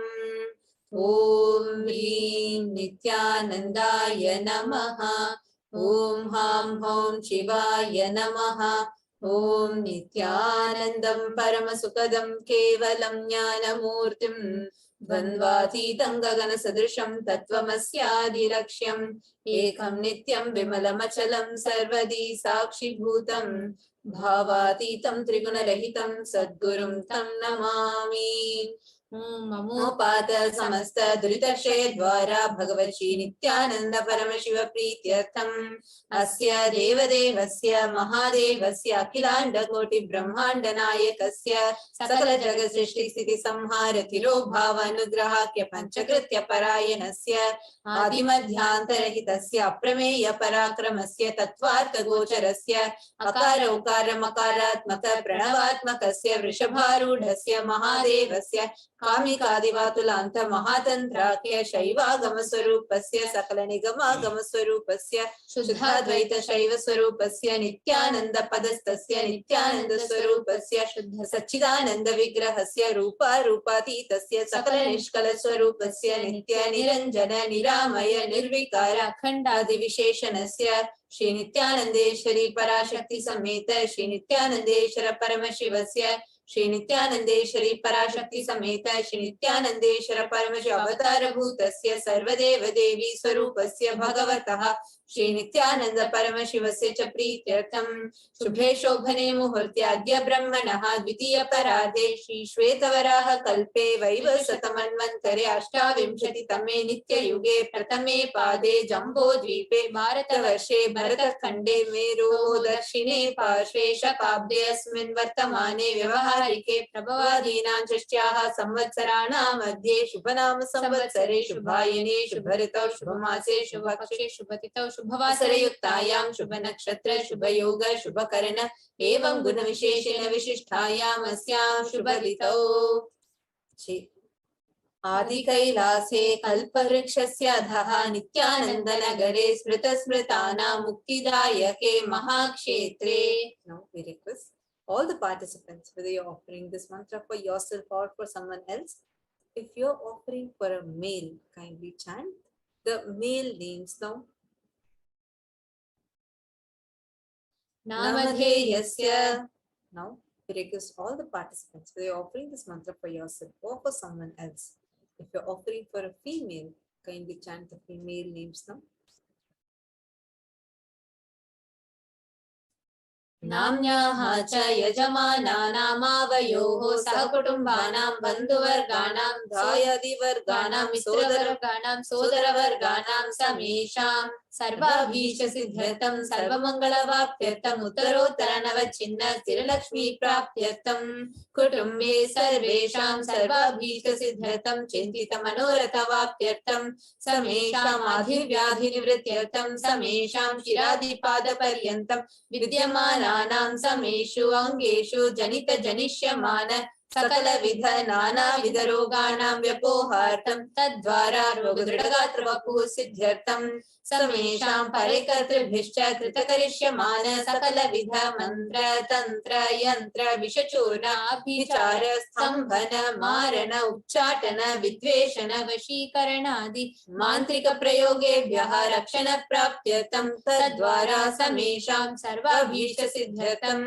अपमृत्यु दोष निवृत्त्यर्थं काल मृत्यु अकाल मृत्यु दुर्मृत्यु निवृत्त्यर्थं समेषाम् अंतर्दृष्टि बहिर्दृष्टि क्रूर दृष्टि व्यापार दृष्टि अनुकूल दृष्टि प्रतिकूल दृष्टि इत्यादि सकलविध दृष्ट दोष निवृत्त्यर्थं समेषाम् अंतःशत्रु बहिःशत्रु क्रूर शत्रु व्यापार शत्रु अनुकूल शत्रु प्रतिकूल शत्रु इत्यादि सकलविध शत्रु बाधा निवृत्त्यर्थं समेषाम् मातृशापादि सकलविध शापानां व्यपोहनार्थं अनादि अविद्यावासनया प्रवर्तमाने अस्मिन् महति संसार चक्रे विचित्राभिः कर्मगतिभिः विचित्रासु योनिषु पुनः पुनः अनेकधा जनित्वा केनापि पुण्यकर्म विशेषेण भगवतः श्री नित्यानंद परमशिवस्य अपरिमितया कृपया इदानीन्तन मनुष्य जन्म प्राप्तवताम् ब्रह्महत्या सुरापान स्वर्णस्तेय गुरुतल्पगमन तत्संसर्गाख्य पंचमहापातकादि समस्त पाप व्यतिरिक्तार्थम् अपि च सर्वै बाल्ये वयसि कौमारे यौवने वार्धक्ये च जाग्रत् स्वप्न सुषुप्ति अवस्थासु कर्मेन्द्रिय ज्ञानेन्द्रिय व्यापारैः संभावितानां रहस्यकृतानां प्रकाशकृतानाम् अतिपातकानाम् उपपातकानां संकलीकरणानां मलिनीकरणानाम् अपात्रीकरणानां जाति भ्रंशकानां प्रकीर्तितानाम् एवं नवानां नवविधानां बहूनां बहुविधानां सर्वेषां पापानां सद्यः अपनोदन द्वारा समस्त मंगल प्राप्त्यर्थं शिव भक्ति देवी भक्ति गुरु भक्ति सिद्ध्यर्थं परमशिवत्व परमेश्वर स्थिति परमेश्वर शक्ति सिद्ध्यर्थं कुटुंबे सर्वदा सन्मंगल प्राप्त्यर्थं अन्योन्य प्रेमाभिवृद्ध्यर्थं पूर्णत्व सिद्ध्यर्थं सर्वापनिवृद्ध्यर्थं प्रारोग्यवाप्त्यर्थं आयुर्विवृद्ध्यर्थं व्यापारे उद्योगे च सर्वजन वशीकरणार्थं तद्वारा उन्नतोन्नत स्थान प्राप्त्यर्थं बहुधन सौख्य प्राप्त्यर्थं गृह कनक पशुपुत्र धनधान्य सौख्य प्राप्त्यर्थं आदित्यादीनां नवानां ग्रहाणां दोषपीडा निवारणार्थं आदित्यादीनां नवानां ग्रहाणां अनुकूल्यता सिद्ध्यर्थं भूम्यन्तरिक्षे विद्यमान भूत प्रेत पिशाच राक्षस ब्रह्म राक्षस वेताल कुष्मांड डाकिनी शाकिनी इत्यादि सर्वारिष्ट निवारणार्थं मनोव्याकुलता निवारणार्थं प्रारब्धे कर्मणि करिष्यमाणे कर्मणि आदिदैविकादि भौतिक आध्यात्मिक विघ्न निवारणार्थं समस्त ऋण निवारणार्थं धनलक्ष्मी धान्यलक्ष्मी संतानलक्ष्मी सौभाग्यलक्ष्मी विद्यालक्ष्मी शौर्यलक्ष्मी वीरलक्ष्मी विजयलक्ष्मी इत्यादि अष्टलक्ष्मी परिपूर्ण कृपा कटाक्ष सिद्ध्यर्थं परीक्षासु उन्नत स्थाने विजय प्राप्त्यर्थं सर्व विद्या पारंगता सिद्ध्यर्थं मेधा शक्ति ग्रहण शक्ति अभिवृद्ध्यर्थं इत्यादि सकलविध सन्मंगलानि गुरु कृपा कटाक्षेन प्राप्त्यर्थं श्री कैलासो द्वादशान्त श्यामला पीठारूढ़ श्री मीनाक्षी सुंदरेश्वर भिन्न स्वरूप परशिवपुत्र रत्न कुमार गुरुमन्य तुल्यावतार श्री पार्वती स्तन्यपान लब्ध दिव्य ज्ञान विश्रुत सकल निगमागम सारभूत द्राविड वेद प्रभत्र श्रीमत् परमशिव करुणा समधिगत मुक्तामय चतुरश्रयान गीयमान चत्र चामर श्री चिन्ह कालादि समस्त बिरदावल्यलंकृत ज्ञान विज्ञान चक्रवर्ती सर्वजन संग सद्यो निर्वाण दीक्षा व्याप वर्ग वर्ष विश्रान जीमूत परमत कलभ केसरी शैव सिद्धांत स्थापनाचार्य श्री राजाधिराज पांड्य महाराज गुरु क्षपण शाक्यादि महांधकार निवारण ज्ञान भानु वीक्षणा नरहार ध्वजोच्छेदन पूर्वक श्रीमद् ऋषभध्वज स्थापक शैव समय कर्तृ सर्वज्ञ पीठारूढ़ श्री जगत गुरु श्री ज्ञान संबंध देशिक स्वामी वागीश सुंदर माणिक्य वाचक स्वामी नाम अवतार भूत श्री ज्ञान संबंध स्वामी पुनरुद्धृत श्यामला पीठ सर्वज्ञ पीठ प्रणवद्युत्तर द्विशतम गुरु महासन्निधान अरुणगिरि योगीश्वर परंपरागत अरुणाचल सर्वज्ञ पीठ गुरु महासन्निधान कैलास परंपरागत कांची कैलास सर्वज्ञ पीठ त्रयस्त्रिंशदुत्तर द्विशतम गुरु महासन्निधान नित्योत्सव नित्य मंगल नित्य कल्याण नित्य कैलास परंपरागत आदि कैलास नित्यानंद पीठ महासमस्थान महासिंहासन पीठ कर्तृ साक्षात् श्री परमेश्वर समुद्भूत कैलास परंपरागत वैवस्वत मनीक्षा चंद्र भगीरथ श्री रामचंद्र शूरसेन इत्यादि अनव चिन्ह सार्वभौम चक्रवर्ती परंपरागत चतुष्षष्टि योगिनी मंडित चतुष्षष्टि संप्रदाय प्रवर्तक मनुधर्म शासन सूर्यवंश प्राप्त सर्वज्ञ पीठ सुरांगी साम्राज्य मूर्धाभिषिक्त चूड़ामणि साक्षात् श्री परमेश्वर समुद्भूत कपिल महागुरु पुनरुद्धृत महानिर्वाणी पीठ स्तोत्र सहस्त्र श्री महामंडलेश्वर साक्षात् श्री परमेश्वर सिंहासनाभिषिक्त समस्त गणनायक श्री महागणपति समारंभ नव चिन्ह पीठाधीश्वर गुरु परंपरा प्राप्त अटल पीठ अष्टोत्तर सहस्त्रतम अष्टोत्तर सहस्त्र षट् पीठाधीश्वर धर्म मुक्ति स्वर्ग पुरस्करण पीठ त्रयोविंश गुरु महासन्निधान कैलास परंपरागत आदि पीठ सर्वज्ञ पीठ जगत गुरु श्री कैलास पुनरुद्धारक श्री कैलास परमाचार्य श्रीमत् परमहंस परिव्राजकाचार्य वर्य सच्चिदानंद प्रणव स्वरूप श्रोत्रिय ब्रह्मनिष्ठ श्रीमद् जगत गुरु श्रील श्री भगवत श्री नित्यानंद परमेश्वर श्री ज्ञान संबंध देशिक परमाचार्य स्वामी नाम प्रीत्यर्थम तेषां पादारविन्दयोः भक्ति सिद्ध्यर्थम गुरु कृपा कटाक्ष सिद्ध्यर्थम स्थैर्य वीर्य विजयारोग्य ऐश्वर्याणाभिवृद्ध्यर्थम धर्मार्थ कामोक्षविद फल पुरुषार्थ सिद्ध्यर्थम मम समस्त दुरितोपशान्त्यर्थम समस्त मंगलावाप्त्यर्थम भगवत् श्री नित्यानंद परमेश्वर प्रसादेन सकुटुम्बस्य ज्ञान वैराग्य जीवन मुक्ति प्राप्त्यर्थम च श्री नित्यानंदेश्वरी पराशक्ति समेत श्री नित्यानंदेश्वर परमशिवस्य श्री नित्यानंदेश्वरी पराशक्ति समेत श्री नित्यानंदेश्वर परमेश्वर अवतार भूतस्य सर्वदेव देवी स्वरूपस्य भगवतः श्री नित्यानंद परमशिवस्य च ध्यान षोडशोपचार सर्वोपचार अर्चनाराधन पूजां प्रार्थनां करिष्ये। ओम आनंद गंध निलयाय नमः। ओम भवरोग भेषजाय नमः। ओम कल्पतरवे नमः। पशुपतये नमः। ओम पाशविमोचकाय नमः। ओम ईशितफलदायकाय नमः। भाग्यवृत्ति परिवर्तकाय नमः। ओम आदि व्याधि विनाशकाय नमः। ओम समस्त कल्याण गुणान्विताय नमः। ओम श्री विरधि पुरुषाय नमः। ओम श्री कैलासपतये नमः। शिवशक्ति स्वरूपाय नमः। ओम ह्रीं नित्यानंदाय नमः। ओम हां हां शिवाय नमः। ओम श्री नित्यानंदेश्वरी पराशक्ति समेत श्री नित्यानंदेश्वर परमशिवाय नमः। ओम श्री नित्यानंदेश्वरी पराशक्ति समेत श्री नित्यानंदेश्वर परमशिव अवतार भूत सर्वदेव देवी स्वरूपाय श्री भगवत श्री नित्यानंद परमशिव श्री ज्ञान संबंध देशिक परमाचार्य स्वामी नमः। ओम Nityanandam. Now, in the same space, let us all get ready to receive the darshan of Bhagavan Venkateshwara. Please sit straight with your head, neck and spine in your straight line. Close your eyes. Breathe in and breathe out deeply and slowly in the deep space of oneness with Bhagavan Venkateshwara.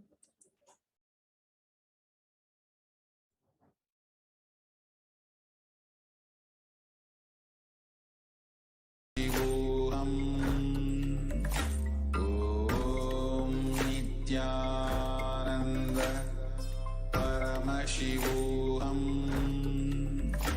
Om Nithyananda Paramashivoham. Om Nithyananda Paramashivoham. Om Nithyananda